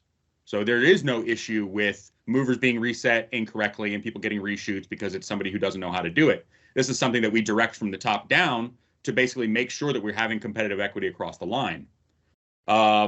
Total staff or staff reset. Man, I would love to see at least one nationals done with staff reset. Getting that many people without losing a ton of money would be impossible. You're going to have. But it's using the 4 ROs per stage that you quoted. It's the same number of ROs. Correct. But how many of them are young people that work and live close to your range that can sleep in their own bed at night, that don't have to take 7 days off work so that they can travel to the match? But like when you say that about the North Carolina match, like the North Carolina section match, Area 6, like people, that's not local people. It's people that travel in and stay in a hotel. People are willing to travel to work for these matches. It's not that they live within driving distance of Rowan. Like people say that about staff reset, but it's just not true. Like people drive from South Carolina, they drive from Tennessee, they drive from Virginia to work the North Carolina match and to work the Area 6 match.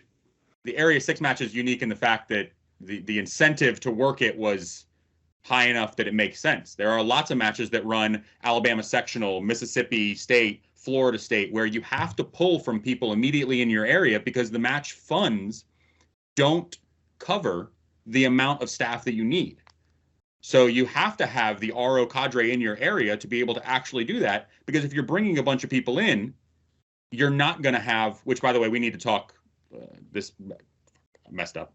We need to talk about Area 6 next year, 2024. I just got an email while we were here. You just don't have that many people, right? So when you look at putting a match in a place, you want it to be in a place that has, low cost hotels, which then people bitch about the amenities because it's in a bad area. It's all of this stuff has been thought about on an unbelievable level. And this is one of those instances where, like I said, you and I disagree, and we've had these heated topics a million times because they have been thought about. We have thought about these things. It's not, you're not reinventing the wheel. But people say it can't be done, but like we keep doing it year after year. Like Bruce wasn't a believer in doing Area 6 as staff reset. And then 3 years on, people love it. But it's like he didn't like it. He thinks it's against the volunteer spirit of the sport. But he had so much staff that it just organically happened. this is probably the one instance that I actually agree with Bruce. I do feel that having staff reset takes completely, it eliminates the volunteerism, right? Like it basically. Absolutely not. I've put my heart and soul into working the NC section, dude. Like, I take pride in working a match and having people come to my home state and go home and say that was a damn good match. Like, there's a huge amount of pride and volunteerism that goes into that. People don't feel that about nationals because they don't feel. You're a different individual, Ben.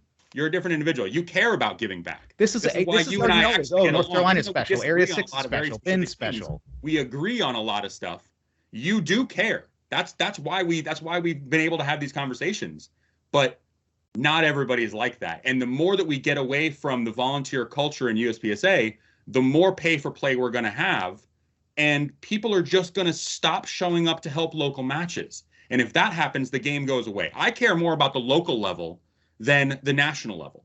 I want to preserve the local level. And the only way to do that is through solid volunteerism and that type of culture. That's where you and I think, disagree at a major match level. I think that 100% it should be part of your thing, right? It's like you show up, you paste.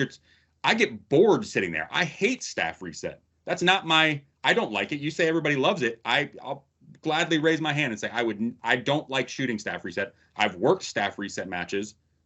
I don't like it. I mean, all I can say is, again, I think there are a lot of people that want to feel like they are a part of something bigger. They want to, they get a real sense of pride in being a part of a match and feeling taken care of, right? So this is always the argument. Ben's different. Area 6 is special. North Carolina is special. This is what I hear. It's like, oh, it wouldn't work in Area 3. It's too spread out. And I mean, to some degree, I can't argue with that because it hasn't been tried. But I think that the key thing that's missing is we've had people come back who've worked the North Carolina section match and say they went and worked nationals and they were expecting it to be like working for us, and it was completely different. And they won't work for nationals again, but they'll work for us anytime. And so the question is, how do we shift that culture where people feel like working nationals is a way of giving back? It's not just about, like you're saying, it being a pay for play, just I'm trying to get mine and get out. And I do think there are taking pride in volunteerism. You take pride in volunteering for the sport. If we keep going down the road of eliminating the volunteer culture, then people aren't going to take. I mean, my first match, I showed up. The first thing you do is it's like, go work. Like that's the. But right? But having staff reset is not eliminating volunteer culture. It's not like, that's why I hate the idea. I do not like the idea of hiring Boy Scouts or hiring people from the local 4-H and that kind of stuff. Like, I don't want that kind of culture of just, paid hourly resetters. That's not what I'm looking for. I want people who are actively a part of the sport and want to give back in their own way and feel like when they volunteer to work a match, they are a part of a fraternity, a small group who earn something and make something special happen that doesn't exist anywhere else. I would agree with that. I think we get to the same place in a different way. I don't think that the way you want to do it will work that way. But since we'll see how volunteer culture was part of my whatever the hell platform, right? I'll talk about some of the stuff that I've been working on behind the scenes because I don't really talk about that stuff. So I've been talking to top level shooters that are also match directors. I think I have a list of 5 so far that are willing to do interviews. And the idea is we utilize USPSA magazine as marketing, like it should be, to market the volunteer culture. So we highlight the fact that they are GM level shooters or master level shooters giving back to the sport by being a match director, and highlight that instead of the same 110 photos of the same 22 people at every 100%. Single major match there is. Oh, yeah. Yeah. We should be highlighting, people who put on a great match or, do something unique for their club. Front site, the social media. Yeah, I think that's a great, you have to reward people and make them feel heard and appreciated and recognized for doing these things, because so much of it happens in the dark, like you're saying. Yeah, I think that's great. Recognition, I think, is important, but I think more important is it's the people coming into the sport. That's the biggest issue I have with the stuff online, right? Is everybody comes to the sport for the first time and they find what's happening online, right? They either go to YouTube or they go to Instagram, whatever it is, and it's negative. That's bad for the sport. As much as you don't want to admit it, that's terrible for the sport. We need a way to combat that where it's like we're essentially promoting the sport. That's why, like, doing the whole, I want to be there as the GM at my local club to go to the match and squad with a person that's brand new. I would love to be able to do that on a national level, but you can't. The only way to do something where you promote volunteering, because I'm going to show up early. Meet me there at 7:30. Well, the match doesn't start until 9:30. You're right. We've got to build a stage. Mm-hmm. Right? You have to start at the very beginning. And the only way to do that is by offering our own sort of marketing against the negativity that's happening online. And the only way really to do that from an organizational perspective is in the magazine. Dude, I don't think the answer to people exposing legitimate issues online is to talk about positive things louder. I think the issue is to solve the negative stuff so the complaints stop. I think both. I think you should solve the things, but you should also be talking about the positive things louder. Agreed. We have virtually, I mean, I couldn't tell you how many people over the years that I have mentored and gotten into the sport that once they find out about it and then start looking it up, it's like you can watch the change in them, and they go from like, well, this is how it's done. I should be a volunteer. I show up, I do this. And then they get deep down the rabbit hole, which we need to fix. And then all of a sudden it's like they show up and all they care about is videoing. They leave as soon as they fire their last shot. They don't even help RO the final shooters. I mean, it's crazy to me to watch how much the culture of the sport has changed in the last like 5 years. And I'm sure I'm going to get ripped apart, right? Like, oh, look at Kyle the Fudd, whatever the fuck. I don't really care. That we need a volunteer culture. I see it the same way. And I think, I mean, to me, I think part of it is the sort of anonymity of practice score. You know, it used to be you at least had to stick around for like 30 minutes to see the easy win score printouts. And I know that I'm really dating myself now, but yeah, we had those. But you know, you at least had to stick around to see the scores. And now people can, like you're saying, just hit the road and just be refreshing the competitor app and get their scores. So there are definite incentive problems there. Now, one thing that, again, I think is, you mentioned like, why should people affiliate if they're not getting national slots?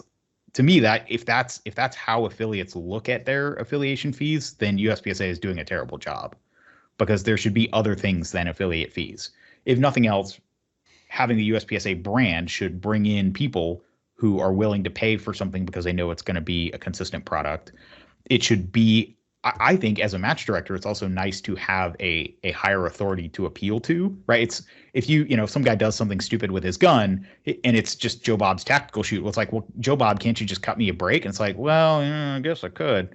But by having the rule book and saying, hey, I don't make the rules, this is just how we run it. Like, there's actually a sort of a level of I don't know, just a level of consistency that you can enforce without having to be the bad guy.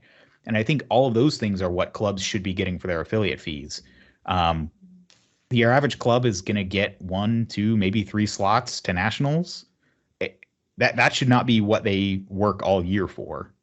And so fundamentally, any club that feels like the only reason that they're paying headquarters is for national slots, we need to do a better job of giving them what they need, or maybe USPSA isn't for them. I don't know what to say to that, except that it depends on what the clubs do, right? Like at your club, you give away based on performance, right?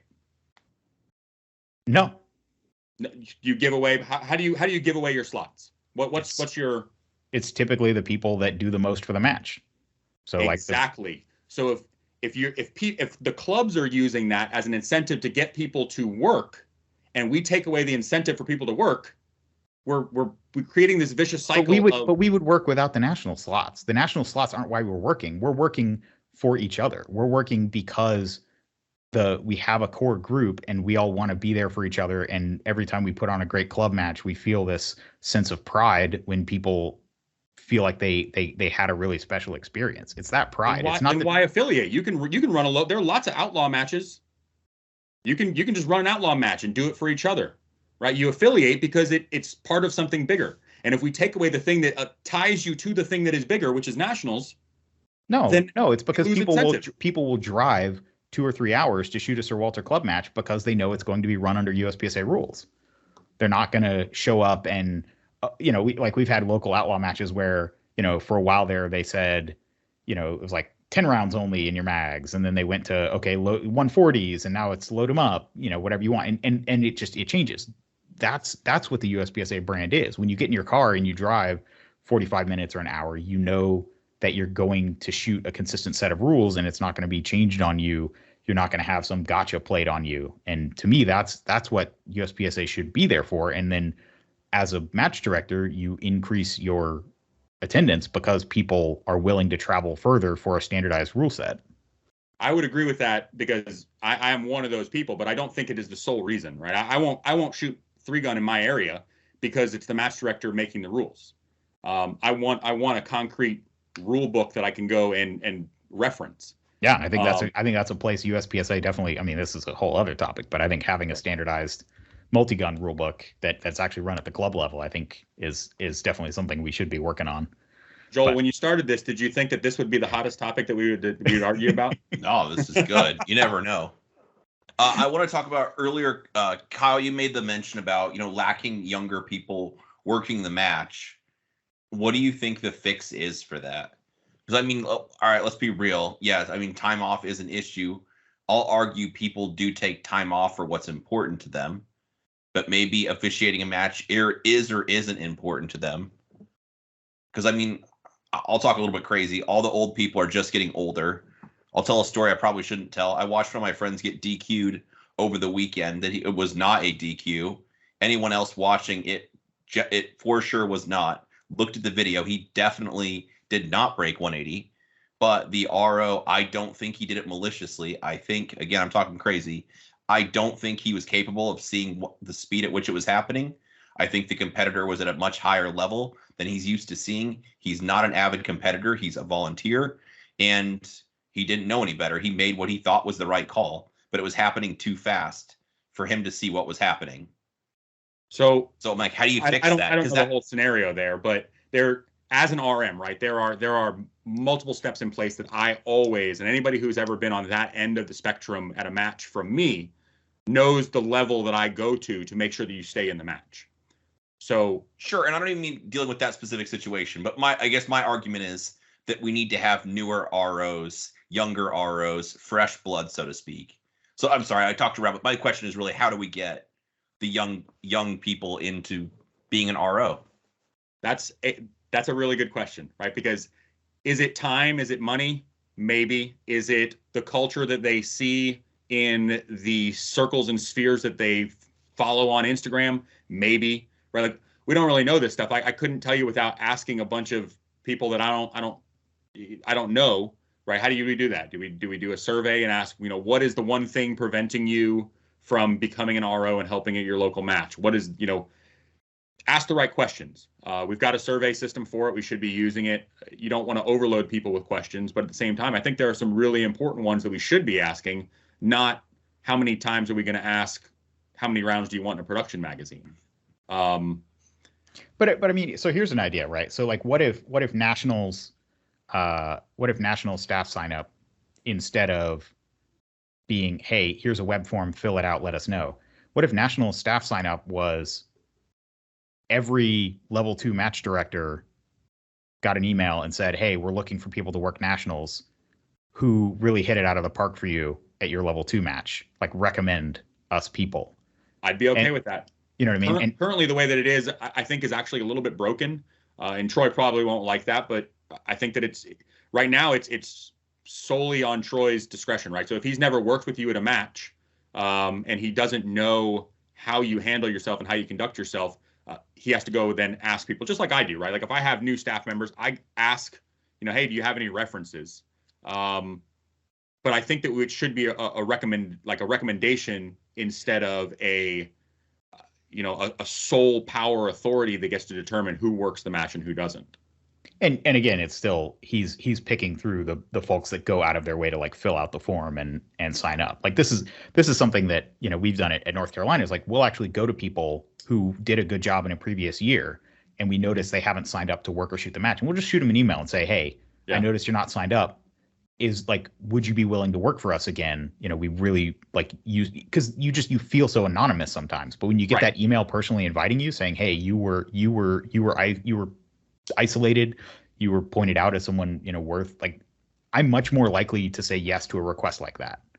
So this was like something behind the scenes, right? Yeeman and I agreed on a lot of stuff. We disagreed on a lot of stuff also, but we agreed on a lot of stuff. And one of the more important ones was that nationals should have a little bit different structure in the way that staffing is done. And when we were planning the Open PCC Nationals and just starting the iron sights before everything happened, that was kind of the process, right? Like Jake had kind of stepped back from the stage design and all of the back end stuff. The only thing he was still really handling, I believe, was the sponsor stuff. Troy was involved in the staff process, just like he always is, but I think it was going to be Yeeman who ultimately had the yay or nay on whether or not somebody could work. So there was steps being done. Again, a lot of the stuff that happens behind the scenes, people just don't really know about. It's like we try to fix stuff, we try to do stuff.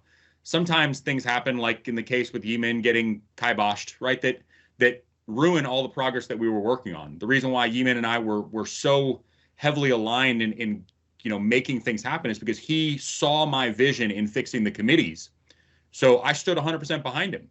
And I'm willing to stand behind anybody else that is in that same frame of mind, that committees are going to be one of the root fixes for what we have. But anyway, sorry, I didn't mean to get off topic. And just one more thing that I wanted to kind of talk about while we're talking about this in terms of time off. So the way I look at it is, let's say it's a 3-day match. You're going to show up a day early to walk stages. You're going to have a travel day before that and a travel day home afterwards. So pretty much any way you slice it, whether the match, I personally would like to see the matches go to ending on a Saturday, so you have Sunday to travel home and you don't have to take the Monday afterwards off as your travel day back. To me, that just seems like it makes more sense. So let's say we're doing that, right? Let's say it's a 3-day match. The match is Thursday, Friday, Saturday. You have Sunday as your travel day home. In normal scenario like what just happened, Monday would be your travel day home, which is for Monday through Friday people, it's a PTO day either on one side or the other. So this is kind of that's not really relevant. But the idea is, if you're shooting a 3-day match, you're going to have to take 3 days of PTO to shoot it pretty much any way you slice it. So taking it from that, no, you disagree, Kyle? No, I can give you a handful of names. I don't know if I will just say that a lot of people, Talladega being so close, right? I think it's like an hour and a half or 2 hours from Atlanta Airport. There are a lot of people that shoot AM, PM, AM at Nationals for the very reason that as soon as they're done with their AM, right? But that gets to the point. Is like people taking off before the awards dinner, right? We're leaving value on the table in terms of bringing people together. Like people should want to stay around for the awards dinner. Like people I can agree with that. I mean, it creates a better culture, but at the same time, it's like you can't. Then you're forcing people to take a day off earlier in the week. Like you're extending their stay because now you have Sunday all day as a travel day instead of some people, half the match, in fact, that can leave early if they so choose. But I don't think the match should structurally reward that. Like I think the point of the match should be everybody shoots and then like you stay. Like what's the point of going to Nationals if you're not going to walk the prize table and pick up your award? Like to me we can agree on that, but there are lots of people. Again, there are lots of people that don't do that. And I think that's another thing that you and I share, right? We have this mentality of the USPSA culture and the group, right? But not everybody feels that way. A lot of people are just like, hey man, I'm just here to shoot, get my video for YouTube and bounce. They don't want to be part of a bigger thing. The Nationals isn't the place for them. What happens if they're the best in the country? Then they're going to take the time off to come shoot Nationals. Okay. But the point I was originally trying to make is, let's take it as given that to shoot a 3-day match with a travel day on either side and a day to show up early to look at stages, assuming Nationals isn't 2 hours away from you, which isn't going to be for 90% of the country, going from working it being 3 days of vacation or from shooting it being 3 days to working it being just you take the whole week. Once you're taking 3 days, taking the rest of the week isn't dramatic. And I think if we structure the match in a way where, you have a travel day for the ROs, they shoot the match over 2 days, match is 3 days, or we go to, a 4-day main match, 3-day staff match, you've still got time, you travel on a travel day in, a travel day out, you can still do that with 1 day or 1 week of PTO. So to me, this distinction of, well, people are willing to take 3 days of PTO to shoot a Nationals, but they won't take 2 more to work it. It's like, I think we'll eventually get to the conclusion we have every time we've had this conversation, that we'll just agree to disagree. I will definitely say that you know more about taking PTO than I do. I have the luxury of basically creating my own schedule. So that I don't see it that way. But I think you have a valid point. All right. Next question. Ben, you get to go first. Well, we've talked about a lot of topics so far that you guys obviously want to make changes on, so you could reiterate those or exclude them. But the question is, if you had to pick one thing that needs to change about the organization, what would it be, and how would you plan to actually make that change a reality? Because talk is cheap. Like, how are you actually going to make it happen? And it could be a topic that we've talked about before or something new that you want to. Entirely up to you. Dealer's choice. Yeah. I mean, so the thing I'd kind of written down in my notes, like to prep for this, is making the culture less us versus them and more collaborative, making it so that it's not so much competitors versus ROs, but it's this idea of I'm holding the timer, I'm the RO now, but then I hand off the timer, I go get ready, and then I shoot as a competitor, and people being both, and really trying to highlight people who do that, because I do think to some degree cultural problems are always very slippery. You can't make a rule. There's no silver bullet for this. But I think, things like what Kyle was talking about, or, but also things like, just an example that comes to mind. The first time I ever met Joey Sauerland, who now a lot of people know that name because he's been on a hot streak shooting area matches. The first time I'd ever shot him he was working a stage at the Bluegrass Low Cap match in Kentucky. And it was him and 3 other young dudes, and it was this big 29 round stage with a bunch of steel, and they were turning that thing like crazy. I didn't even know who he was, but I just knew that these guys were obviously like put together so that they were given the biggest, hardest stage to reset quickly, because that's what was needed to keep the match flow going. And so, that's just an example that I've run into of, hey, we should highlight this. Like, yes, people know Joey as this guy who's been lighting up area matches, but he also took the time to, work this match and have this role and give back in that way. And so whether it's, what you talk about signals what you find important. So whether it's, telling those stories, not just focusing on, the winners and all, side matches and all that, but actually somehow we need to get back to a culture where people don't just sign up on Practice Score, pay their match fee, show up. I mean, another random story. Like, we had a match where we got a ton of rain the night before, and I'm literally in the shooting area, like digging in a trench, trying to get the water to come out of the shooting area. And I'm having to say excuse me to competitors that won't stop walking in the shooting area. And I'm just like, come on, guys, like, either pick up a shovel and help or get out of the way, but don't be in my way while I'm taking my pre-match walkthrough time to make your, you know what I mean? So I don't know how we fix that. It's a culture problem. It's big and it's slippery. I think what we pay attention to, what we talk about, what we reward is a part of it. So I think, like we were saying, magazine articles, podcasts, videos, I think that's all a part of it. But I think at the end of the day, if we keep going down this road where people see USPSA as this transactional thing where they just put in their money and pull the lever and get their scores out, we're done.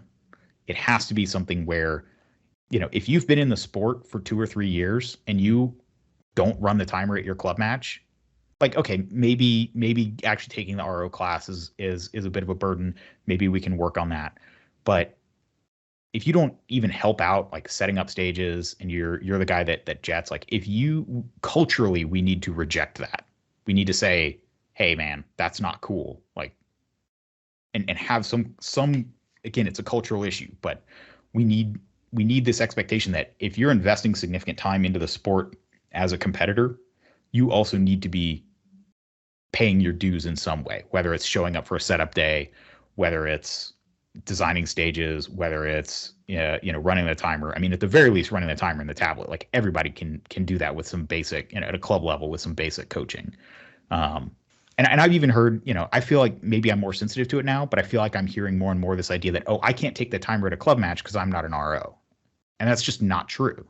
But I don't know if it's just an excuse people use, or it's something they read on Reddit and so they think it's true. But people need to know that as long as everybody's safe, like, everybody had to learn to run a timer sometime. And today's your day, buddy. And so I think being willing to be a little more pushy on people too, culturally, I think is a thing. Having it not be, oh, we don't want to scare people because then they won't come back.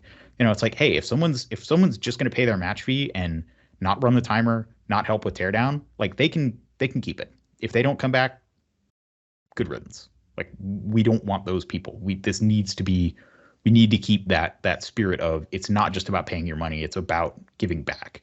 I use the comparison the other day that, like your match fee, it's not like buying a ticket to a movie theater.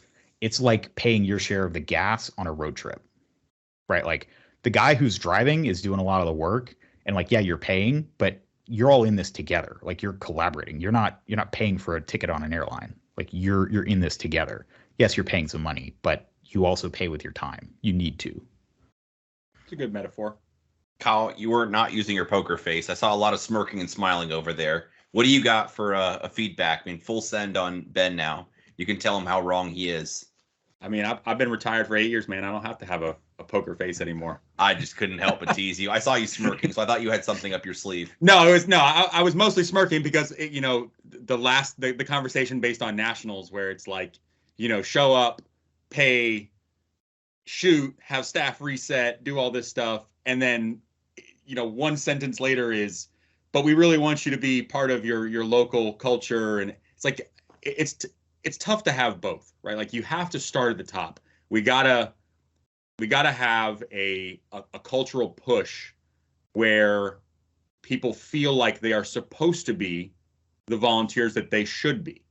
And I think that goes all the way from the bottom to the top. I don't think that we need to separate out specific class or specific matches just for that. That's kind of why I was smirking. I just couldn't help but tease you. Same question back to you though. If you had to pick one thing about the organization, or to change one thing about the organization, what would it be? How would you make that change a reality? Again, it could be something we previously talked about. It could be a new topic. I was really surprised you didn't ask Ben about how he was going to do that, because that was part of the question. Ben, how do you want to make that change a reality? Well, yeah, I mean, that's what I'm saying is using these cultural organs that we have, whether it's the, talking in front sight or, on the podcast or on Instagram and YouTube, like having these media places where we talk about these kinds of things. But, I would look at talking, I've had a lot of interesting conversation with folks who've reached out, when I'll mention a problem and they'll say, hey, here's how we handled this at our club. And so I think there are people out there who have tried things and they've had a positive effect or a negative effect. I think gathering those ideas and then sharing them out and trying to find a way to centralize these things and build that culture from the bottom up, like you're saying, Kyle, is necessary, because you can't just change a rule. You can't just revise the rule book and say, if you don't hold the timer for at least 6 shooters, you get 2.5 procedurals or something. It's like that doesn't work. But I definitely think there's an element, and I don't know if it's something about having having a preference for match registration. That's a thought that I've had if I were a match director at a local match, is people who, I don't know if it's whether you're RO certified or somehow you make it that if it's a match that's likely to fill up and you want to get a slot, well, then you need to show up to setup day or sign up to be a designated RO on your squad or something like that. But then you end up in this situation where, you have designated ROs instead of people ROing for each other. So it's not a perfect solution, but looking at how you can find incentives. So, if you have a match that's likely to fill up, well, then how can you make early registration an incentive to volunteer, and just aligning incentives in that way, I think is going to be the key. So Ben, you came down to WAC. You got to kind of see exactly that. What you just mentioned to a T.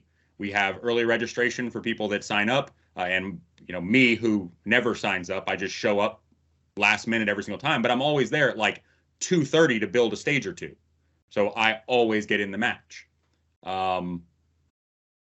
Yes, I think that is a huge thing, but again, you can't force that from an organizational standpoint. That's a club culture type of thing, and I don't know if.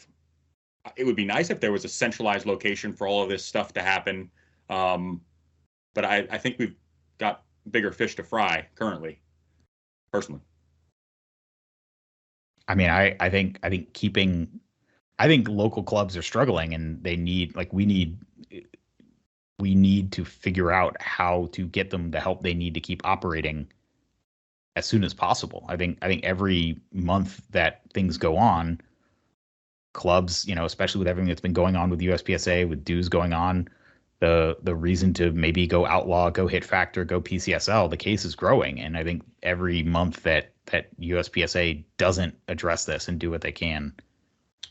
That's actually a really good segue into the question, Joel, since you did ask me.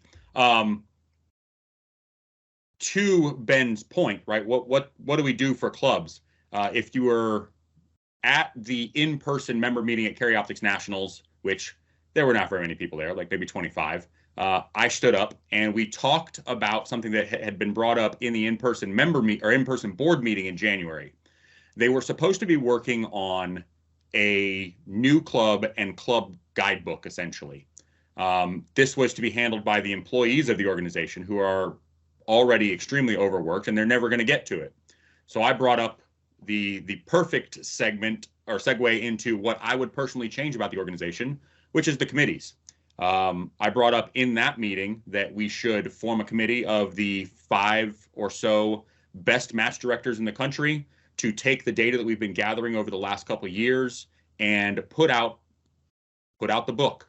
So every single one of these issues can be handled by a committee.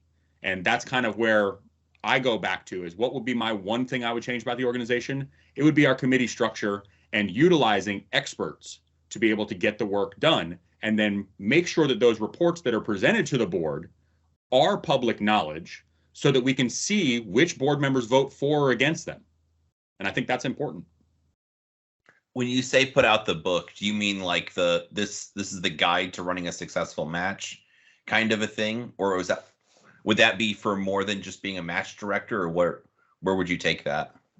It could go a number of different places, but originally it was supposed to be for new clubs. So I had a couple new clubs around me reach out to Heather in the organization and be like, hey, we want to join. We want to be an affiliated club. How do we get started? And every single one of them was like, they never even got back to us, or we're working on that. So like a hand holder, is that fair?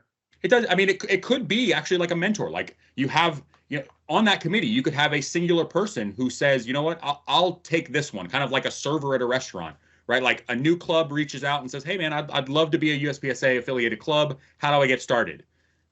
Okay, now one of the committee members, who is a match director in the country, sends them the book or the PDF or whatever it is and says, go over this. I'll call you at this time. We'll go over everything. Maybe they're within their area that can actually come out to the new club and walk them through step by step how to basically put on a good match, what to look for, how to run stats, stage designs, everything, how to order targets, all that stuff. It's such a simple thing, but if you're getting into the sport for the first time as a match director, none of that information is available. And since it's clearly not being done by the employees of the organization because we don't have enough time, the only other way we can get work done in the current format that we have is with a committee. So if you form a committee to do that, at the meeting, of all people, Leighton said that he would chair it. So we'll see how far that goes, but I think it should be done. I think this is something that, going back to culture, like there used to be a USPSA forum. What if there were a forum for your section and all the match directors in your section, and they could kind of help you out, and you post like, hey, I'm going to run my first club. And, there's a like general section forum, but then there's, some kind of match directors only sub forum where you can kind of feel like it's a smaller group. And that way it's not necessarily the people on the committee having to spread themselves thin, but, if in every section you have one new club a year and one person's willing to mentor them, or, as someone joining USPSA, right? What do you get for your membership fee? Well, day one, you get access to this forum where you can ask your questions. We get a lot of that on Reddit, like, because I think it's one of the places that's sort of easy for people to come and they just post and they're like, I want to shoot my first match. I've got these 3 guns. Which one should I shoot? Like, we get a lot of that on the USPSA subreddit. But to me, everything that happens there should like that is an opportunity, that is money laying on the ground that USPSA could be picking up by saying, hey, if you join, you get access to this community of people, information on shooting your first match, as well as, a community. Maybe you can read it if you're not logged in, but if you want to post, you got to join. There are different ways to go about this, but I think letting the membership help each other there's a huge opportunity there, for that kind of mentorship, that one-on-one, hand holding through your first 6 months of holding a match, peer to peer, that I think a lot of people would get satisfaction from, right?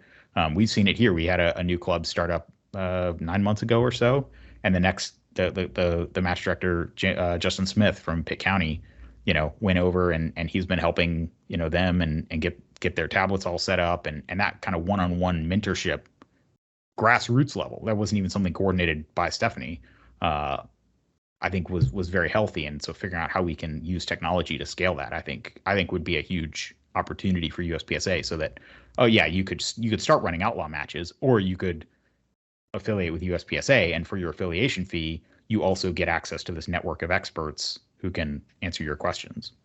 Just an idea. So I'll touch on two things before I go back to the how I'll actually get the thing done that I want to get done. Number one, I think that yes, section coordinators should be trained in how to do that. But as well as I do, the way that this organization is structured is it's a popularity-based contest for a skills-based position. So similar in section coordinators, they're elected based on popularity. At least in my area, it's elected, or areas, because Florida has 3. It's elected by a popularity contest by the club directors. So, and again, I mean, how many people are going to Reddit to learn how to run a match? That's an organizational thing. You should be reaching out to the organization. The organization should have a policy in place with this step, this step, this step, this step. Go talk to this person. Let us know when you want to do it. Done. And that's so easy by just getting the right people in the right places on the right committees. So those are the two things. And how do I actually plan on getting that done? It's what I've been working on.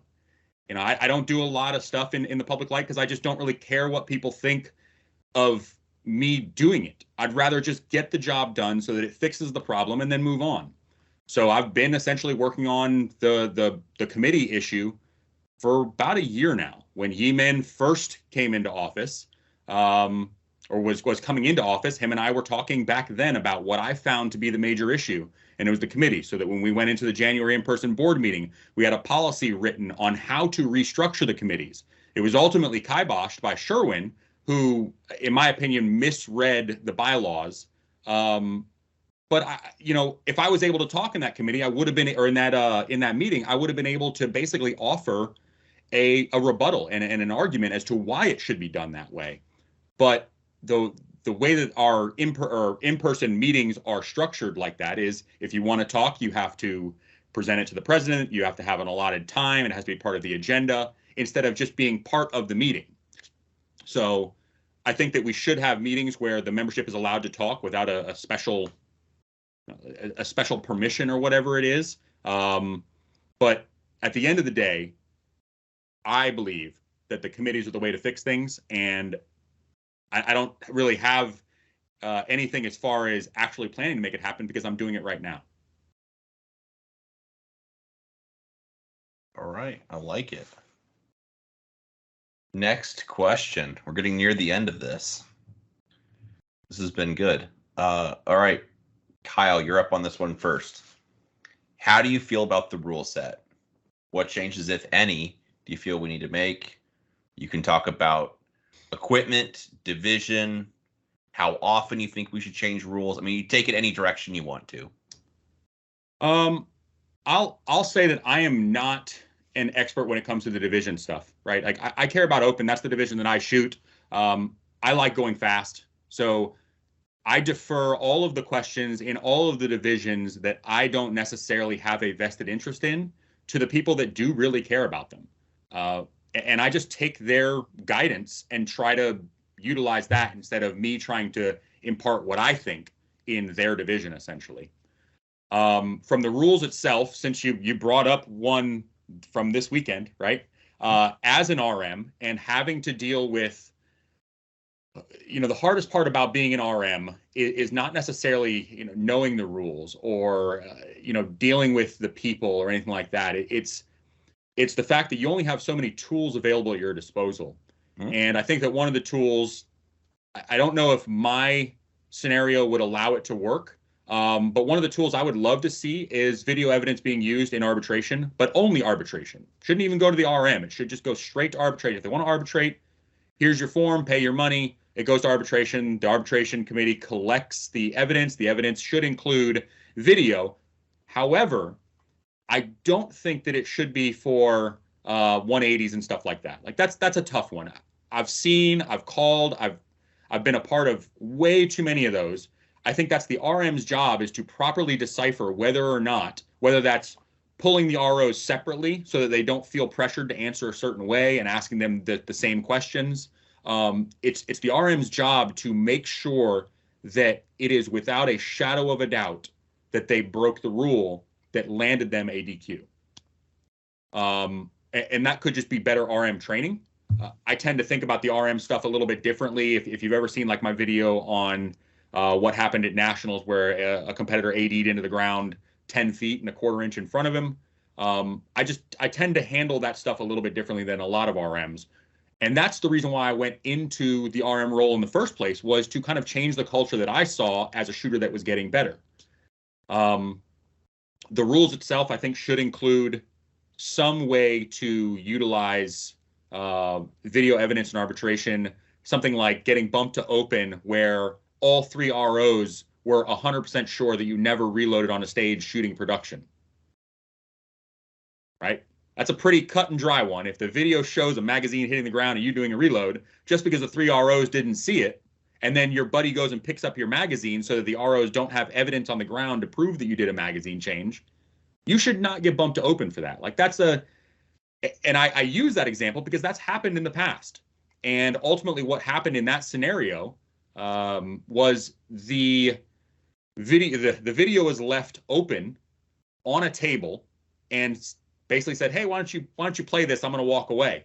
And the person walked away. The ROs watched the video, and then when the RM came back and said, are you still 100% sure? They all agreed no. So it was overturned. Right? That's an instance where it's very black and white, cut and dry. You can't use angles of fault lines, in hat cams or somebody standing at a 30-degree angle. That stuff is almost impossible, and I wouldn't want to see that stuff as an RM. I think my job as an RM is to ask the right questions to get to the right answer, instead of basically relying on weird video angles to determine whether or not somebody should actually stay in the match. Like that almost seems, I don't know, it's risky. It's tough because angles. I mean, it's tough to see, and what you think you see, what they don't see. I see your point. Yeah, but for cut and dry procedural stuff, foot faults. I mean, it's very, very simple to see a foot fault in a video. You pause it right on that frame. Either there's gunpowder being burnt or there's not. The slide's either back or it's not. Right? That's an easy one to overturn. And again, we do a really bad job in the RO and CRO programs or classes as far as teaching the arbitration. Every arbitration I've been involved in, I've had to essentially walk people through because we don't cover it enough, and people feel like it's not part of the rule set, which it is. Like if you feel like a stage is illegal at your match, you should be able to pay the match fee and arbitrate the stage. Now, the loophole there is that if you're arbitrating the match director gets to select the arbitration committee. They can tell you to go pound sand, but at least the option is there. That's probably my biggest change that I would do in the rules. Everything when it comes to divisions and stuff like that, that's not my thing, right? That's a membership thing. Would you do surveys then for that, or 100%. How would you determine? 100%. Yeah. So I mean, and ask the right questions. And I would also include, little check boxes. Do you currently shoot this division, or, whatever it is, so that the people that actually shoot the division, like in no way, shape, or form should my answer as to how production shooters load their magazines be equal to like Ben, right? I mean, that's what he shoots. I don't shoot it. I don't care. I actually purposely chose not to answer that question because I don't think that my input is valuable there. But not everybody feels that way. People will answer it because it's a question, and then you don't know if an answer is being skewed one way or the other because you don't know if those people are actually participating in that division or not without doing some sort of extensive like parsing of data and putting it all together. And I don't want to deal with that. So yeah, I like the survey system. I wish we'd utilize it a little bit better. And again, it goes back to a cultural change. I know so many people that have just clicked the, don't bother me anymore button because we've asked questions that don't have real answers. Do you want production 15 or 10? Yes or no? What do you mean yes or no? You asked me which one I want. It's like the questions and the answers aren't aligned. Yeah, good points. All right, Ben, same question to you. So we're talking about the rule set. How do you feel? What changes would you make, if any? It could be equipment, it could be division, it could be, take it anywhere you want. Yeah, so I think there's kind of two different directions. One is equipment related, one is more generally competition related. But I would say in general, the trend that I have seen in the sport in the last, especially 6 or 7 years, has been towards dumbing things down, simplifying things, and losing some nuance. So, for example, I think a good example of some of the recent the rules audit that was done recently, saying no plates at level 3 and 4 matches. Well, plates can be used right and they can be used poorly, and saying some people use them poorly, so everybody loses them. That just doesn't make sense to me.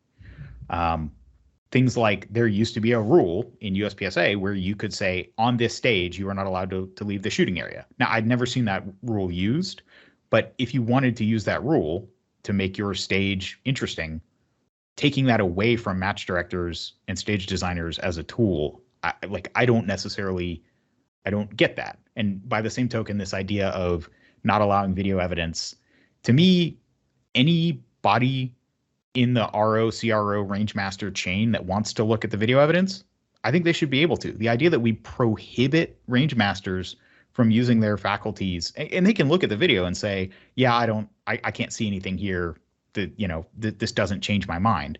You always have that option to say this evidence is not persuasive or inconclusive. But the fact that your hands are tied by a decision made by the board of directors, at least, I don't actually know when that rule entered the rule book. I know the clarification from Troy that it doesn't just apply to arbitration, but it applies at all times, which again, aren't clarifications supposed to be written into the rule book? So anyway, that's a different thing. But to me, that rule has been on the book since at least 2017. Things have changed. Everybody's got a cell phone. So to me, letting stage designers, letting matches do things that they want to, if unless it's obviously unsafe or it's obviously anti-competitive for some reason. I see the direction that the rules changes have gone in is sort of taking things away from match directors. Yeah, there have been a few exceptions, like, okay, now you can have fixed time medium courses. There are a few exceptions going the other way, but in general, the trend is taking things away, sort of narrowing the scope of the sport, and just sort of limiting the range of interesting options.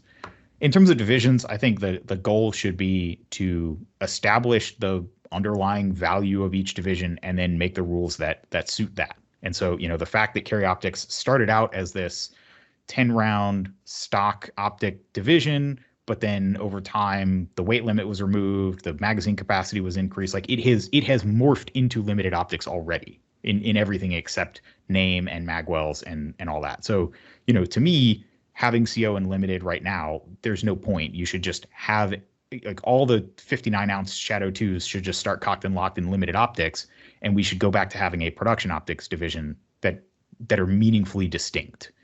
I'm not generally speaking in favor of fewer divisions. It doesn't hurt my feelings that Revolver is still on the books, that Single Stack is still on the books. I don't really see a point in limited 10, but at most matches, people don't even sign up in it. So, I could kind of go either way. As long as we're not hosting a standalone nationals for a division, I'm kind of ambivalent about it. But yeah, to me, the divisions should recognize distinct classes of competition. And to me, the framework that it looks to me like what people want is there's sort of the the people like me and to some degree you, Joel, who just want to like buy the gun and shoot it as is without having to mess with base pads and mag wells and race holsters and everything. Like we just want to get the gun and shoot it. And so there should be a stock iron, stock optics. There should be the people who want to buy a 2011. Like to me, the fundamental difference is in production, if you don't like the gun, sell it and buy the gun you want. In limited, if you don't like the gun, send it to your gunsmith, put aftermarket parts on it until it becomes what you want it to be. And those are two sort of fundamentally different worldviews. And I think we should recognize both of those. And then obviously open is kind of the go crazy and nobody's like, so there's room for stock irons, stock optics, limited irons, limited optics. And then nobody's asking for open irons, right? That's not a thing. So we just keep, open as open. And then, I think keeping revolver, keeping single stack, especially for compatibility with IPSC, which we are a region of. And that's one of those things about like the video review thing is I was at the 2017 IPSC Nationals. We had a guy get a 180 break. The RM came over, looked at his video, put him back in the match. And it was like a non-event because it was so boring. And the fact that it was so strange that all the other IPSC regions allow this, but for some reason, America is like, we're the one region where we don't trust our RMs and our CROs to look at video evidence. It's very strange to me. So my philosophy would be allow matches and stop taking things away, stop trying to dumb things down. I mean, a lot of the rules around production, my understanding is the justification was, well, not every RO can tell an aftermarket CZ hammer. And it's like, well, that's true, but all it takes is one guy on your squad who does know if it's aftermarket or not, pointing it out, and you're screwed, you're bumped open. So the incentive for risking it just isn't worth it. Now, that said, I think there is room for modernizing production. I think with more and more guns coming out, the production list is to some degree becoming untenable. So if we went to something more like, a trigger pull weight and a box, and it's an objective set of standards that the production gun has to meet, where it's less about you can't modify it from how it came to just it has to meet these criteria. I don't know. I'm open to. I'm not just like IPSC good, USPSA bad, and I just want to delete the USPSA rulebook and adopt the IPSC one. That's not. I want to take the stuff that benefits us, but not necessarily be beholden to them if they're doing something that I think is a bad idea. So that's kind of my two thoughts on the equipment side, but then also the match and the stages side. I had something to put out. So you kind of jogged my memory only because it was almost a year ago now, but after the first night of the in-person board meeting, we went out to dinner and we kind of had this conversation because this is about the time when limited optics was getting brought up. And we were we had a couple different conversations going on about it, but the conversation that I was having was essentially a removal of two divisions and a combination of other ones. So a low cap optics, high cap optics, low cap irons, high cap irons, open PCC revolver. And the reason why is because you have capacity as the separating between the optics and irons divisions. Open fits in its own category because of compensators and frame mounted optics. PCC obviously doesn't fit into any of those. And then revolver is its own type of firearm. Low cap irons could encompass production, L10, single stack, all of those. The main problem that we had was when we were talking about it is how do we extrapolate the legacy classifiers, right? So if you're going to create essentially 4 new divisions with low cap, high cap, whatever, how do you extrapolate the old classifier information and then put it to where your now new classification in the new division is this? And that was ultimately where we hit the roadblock in the discussion. But at least it's being talked about. So that, I mean, I don't want people to think that like none of these conversations have happened and that it isn't being thought about. The hardest part is making it work so that it's seamless. And during that time, obviously there were some decisions being made that there was a lot of pushback.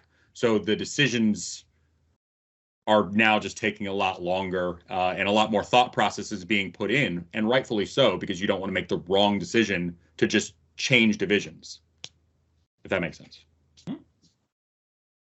It does. It's not my turn to be interviewed, but I will say I'm a fan of what Ben said. if I was actually talking to the guys this weekend, like shooting CO and messing around with all the extended base pads, and Henning Walgren's a good friend. I'm like, hey, Henning, what's the best spring and follower combination for this? And like all, I'm like, oh man, if I could just use factory mags and load them to 15 for my production and my production optics guns, I'd be very happy.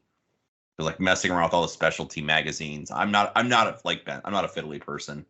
I think your input is valuable there, though, right? Because you shoot those divisions, so your input should be weighed higher than somebody like me. Yeah, and that's the thing is, I mean, if we're talking, pie in the sky or whatever, it would not be insane to have a survey where you don't have to click whether you've shot a division. We know your member number, and then we can do some kind of ETL job on the output of that, and then like say, well, this person has shot 70 matches in production over 10 years or whatever the number is. And, we like all the data exists. And Kyle, I know we've talked about this. It's like, but is it accessible? It's no. True. I'm laughing because in my mind, I'm thinking it sounds like you just volunteered yourself for a committee. No, sign me up. Yeah, sure. Let me add it. I mean, I would Ben up. Yeah. But that's the thing is, to me, USPSA knows everything I've shot because all the data gets sent to them. Mm-hmm. Right. They have all my classifier records, so they know exactly how many matches I've shot and all that. And let me just draw like a slight distinction because this comes up a lot about like lumping production and single stack in together. And to me, I think from one side of things, I think single stack is kind of its own thing. Like people who like single stack, there is a sort of fondness and traditionalism for the 1911 pattern, and to some degree, it's the gun that founded the sport. But, at the end of the day, to me, the interesting thing about production being quote unquote low cap is it's not the 10 or the, 12 or 15. It's like the number is arbitrary. 15 is just a nice round number because it's something everything can hold. It's just about it's how many bullets fit in the mag comfortably without fiddling. And, for a single stack gun, that number's 8 or 10. And for a, Glock 17, that number's 17. And so to me, either if we go to a low cap irons, then either all the production guns have 15 and nobody shoots single stack because they have to do extra reloads, or not many people shoot single stack anyway, so this is kind of a moot point. But to me 10 for minor and 8 for major. But I don't want to put 10 rounds in my 17 round mags. Like, man, you sound like a double stack elitist. That's all I'm. I just to me all right. That was a joke. So I'm just I to me like keeping. I will say, as someone who shoots a dying division, single stack is even more dyinger, and like keeping us lashed to them because like their 9mm mags only hold 10. It's like, hey, I got no problem. As long as classic is a division in IPSC, to me, single stack has a place in USPSA. No problem with that. People can shoot it. We can do the combined and practice score and have fun with it. But it's like the people who make the argument, oh, what about the 10 round states? We have 331 that says in a mag capacity state, the legal capacity is the limit for all divisions. That's a non-issue. Like we have a rule for addressing that. No. So that's the issue, right? So after I spent a lot of time, well, not a lot of time, spent a fair amount of time talking with Frank. And one of Frank's major issues, right, is that he's in New York. So they have a 10 round magazine. If anybody wants to make open GM in any of the new classifiers, it's impossible, right? Because they are limited to 10 rounds. Same thing with carry optics. I mean, for a lot of the divisions, you're basically limited to the classifiers not allowing you to make GM because they will require a reload in a 10 round state. And that's that's the conversation of low cap versus high cap versus open PCC revolver. That's kind of how we got there. But that's only true on the really recent ones. Like there are 94 active classifiers. I think like 10 or 20 of them, you're at a 10 round disadvantage. Most either have a mandatory reload or somewhere in them. Like obviously the newer ones don't, but I mean, I would even be fine with saying, some of these newer classifiers where it is, let's see, 2, 4, 6, 8, 10, 12, 14. It's 14 rounds without a reload. Say like you got a reload somewhere between the first and last shot. So, you can throw the reload in there wherever you want. Like that's the way we run things at my outlaw match, and it works fine, right? It's like you can run you can't do that as a rule in USPSA. Under the current rule set, that is correct. But if we are trying to think of modern solutions to modern problems, I think people want these new classifiers that aren't stand and shoot with mandatory reloads. Okay, so you do that, but then now we have people in the capacity restricted states who are unhappy about it. Like, we can't make everyone happy, but I think if we can find opportunities in the rules to make something that equalizes those things while doing something like requiring a reload without requiring a 30 round stage, I think there's an interesting place in the rules for that. And that's one of the reasons I run my match as an outlaw match, is it lets me do stuff like require a mandatory reload on a 14 round stage, or say all rounds through this port have to be shot strong hand only, so I can introduce those challenges without having to do it in a USPSA legal way.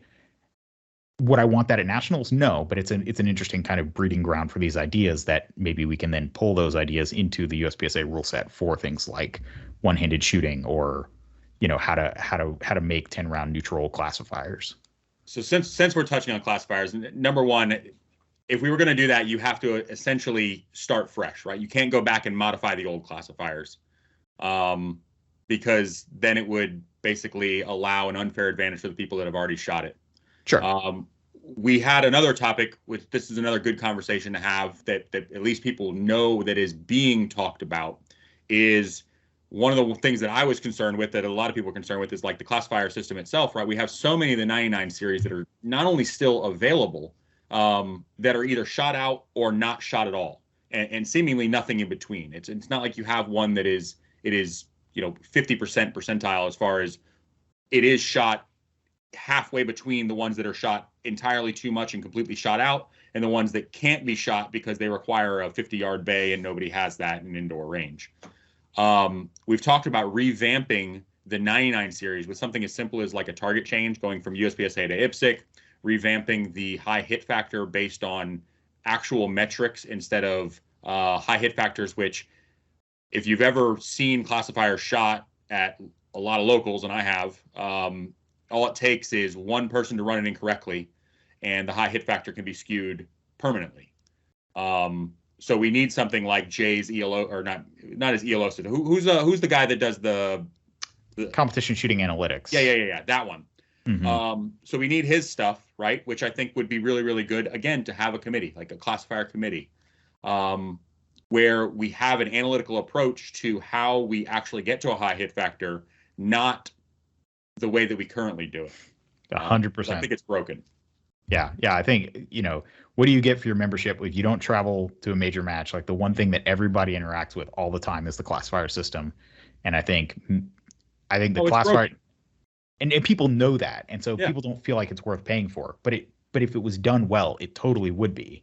If people really felt like they could track their progress as a shooter year to year, month to month, by seeing their classifier average move up, because the classifiers were all, had accurate high hit factors and, that kind of thing, there would be value in that. But yeah, when it feels like a crapshoot, where you shoot what you think is a good run on a 99 and it's 10% lower than your gut said it should be, you're just like, well, what's the point? Like, yeah, the way to make GM, get involved at your local club and pick the easy classifiers. Like, that's show up and build a stage. Yeah. Be like, oh, I'll take that one. And then, set up Lightning and Thunder or whatever the easiest one is. I like Bang and Clang, man. That's the jam, and paper poppers. Are those pretty soft in production? And any division, I think they are. Plus, they look good on Instagram. I shot one. Being real. I shot one the other day, and the classifier, the high hit factor in single stack, CO, and production was all the same, and I was like, what? Yeah. No, it's broken. The way that it's currently done is Jake just makes it up. The whose line is it anyway approach of the high hit factors are made up and the points don't matter. Yeah. Dang. All right, last question. Ben, you're going first on this one. Why do you or don't you feel it's important for the area director to be the match director at their area match? I mean, I think the goal is to put on the best area match you can. And so if the area director thinks that they will do a good job, I think they should do it. But at the same time, we don't want to have being a great match director a hard requirement for being on the board. I could see someone who has 40 years of experience as an accountant or a lawyer or someone who would be an asset to the board, but who also knows their limitations and could say, I should hand this off to someone. And so to me, I think it's important that the area director appoint someone who's a good match director, and that could be themselves, that could be someone else. I know I personally, I am imagining I would be sort of co-match director with someone who would be sort of the boots on the ground at the range if it's not somewhere local to me, but then sort of have influence on the stages and the squad matrix and the sort of logistical aspects of the match, and sort of be the collaborate in that sense. It wouldn't just be totally contracted out. But at the same time, if someone has, whoever knows their range, that like I'm gonna take their advice and lean on them. So yeah, to me the goal is to have the area match be as high quality as possible. And if it's me doing it or it's Kyle doing it, like obviously both of us are kind of hands on in that way. But if it was someone who didn't have match directing experience, but they just wanted to be involved and would be a good area director otherwise, I see no reason why we should stigmatize them recognizing their shortcomings and saying, I'm going to delegate this to someone that I know, puts on a great level 2 and is going to put on a great level 3. I like it. Kyle, you got the easy job now. You can just say, yep, sounds good to me. Or you can go crazy and tell Ben how wrong he is. What do you think? No, him and I have talked about this, I feel like ad nauseum. We've already kind of come to an agreement. I started working on the 2024 Area 6 the 2024 Area 6 championship for next year. Can't really do anything as far as contract negotiations until one of us wins, but I have the selection of ranges that would be available. They're working on numbers so that we can figure it out. And I told Ben I'd be there to help in any way, shape, or form, even if I don't win. Do I think it's important? I echo almost identically what Ben says. The goal is to put on the best match. I personally think that I would put on a pretty good match because I have a fair amount of experience putting on big matches. So I think that I would have no problem putting on a match. But if I had somebody that was better than me, I would have no problem co-match directing with them or allowing them to take it entirely, as long as I was able to vet and make sure that everything was done correctly. Because at the end of the day, it's still my name on the ticket as far as whose responsibility it is to put on a good match. So I want to make sure that I don't just hand it off and give it to somebody and then my hands are done or my hands are clean, I'm done, it's all on you now. I think that it's very important that we focus on putting on the best match, like Ben said. Yeah, I agree with that. 'Cause there's a lot of people, they might not know who their area director is, but they still want to go to the area of the match and have a good time. So it is important that it goes well. And I think, part of that is location. It's for a long time, the area match was in Florida. For the last few years, it's been in North Carolina. Like I have no intention of trying to keep it local to me just because it's convenient for me. To me, the closer you can have the match to somewhere relatively geographically centered. So it's it's only a 6 or 8 hour drive for everyone, versus like it's a 2 hour drive for me and a 12-hour drive for Kyle.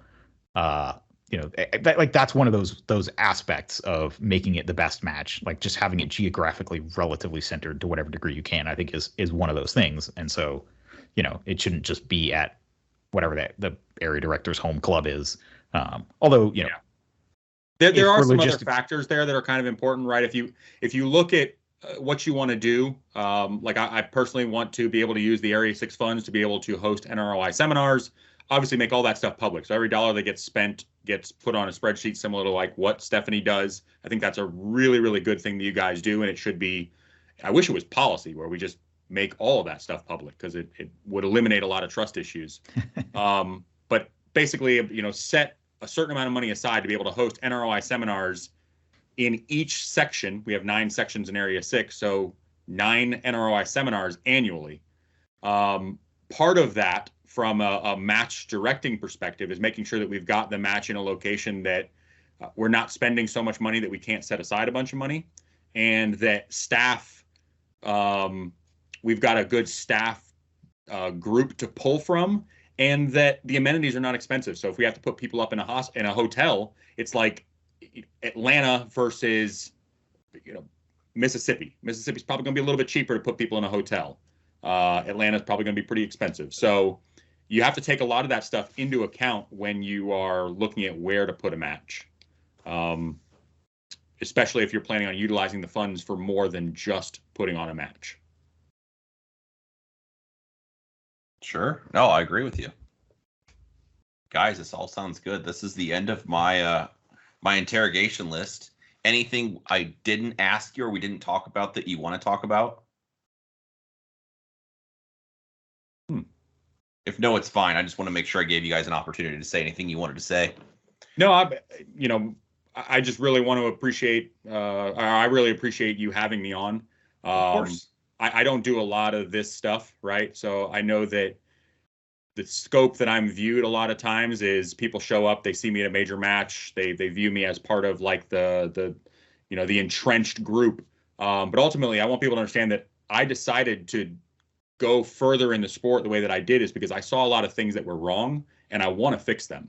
So this is just another avenue for me to be able to do that. I like it. No, very good. Well, guys, the full video from this will be, if anybody's listened to it this long, the full video will be available on our YouTube channel, which I'll give you guys a link when it drops. The full podcast will come out, or the RSS feed. If somebody wants to contact either of you, how would you prefer to be contacted? Instagram. No, I'm joking. I'll just list both your cell phone numbers. They can just bang your line at any time, night or day, whenever they want to talk. No, do you want email, Instagram Messenger? How would you guys like to be contacted? Yeah, email. Ben, for me, it's ben@berryshooting.com. So just my website, Berry Shooting, like my name, BERRY shooting.com, and then just Ben at. If you don't remember that and you message me on Instagram or something, that'll work. Don't send me a Facebook friend request to my personal page. Like I have a shooting page. Don't, like, Facebook is for like family and kid pictures and stuff. But yeah, Instagram or email is definitely the way to go. Kyle, how do you want to be contacted? Email is probably the easiest, and I'll just get back with you, and we'll probably have a phone call.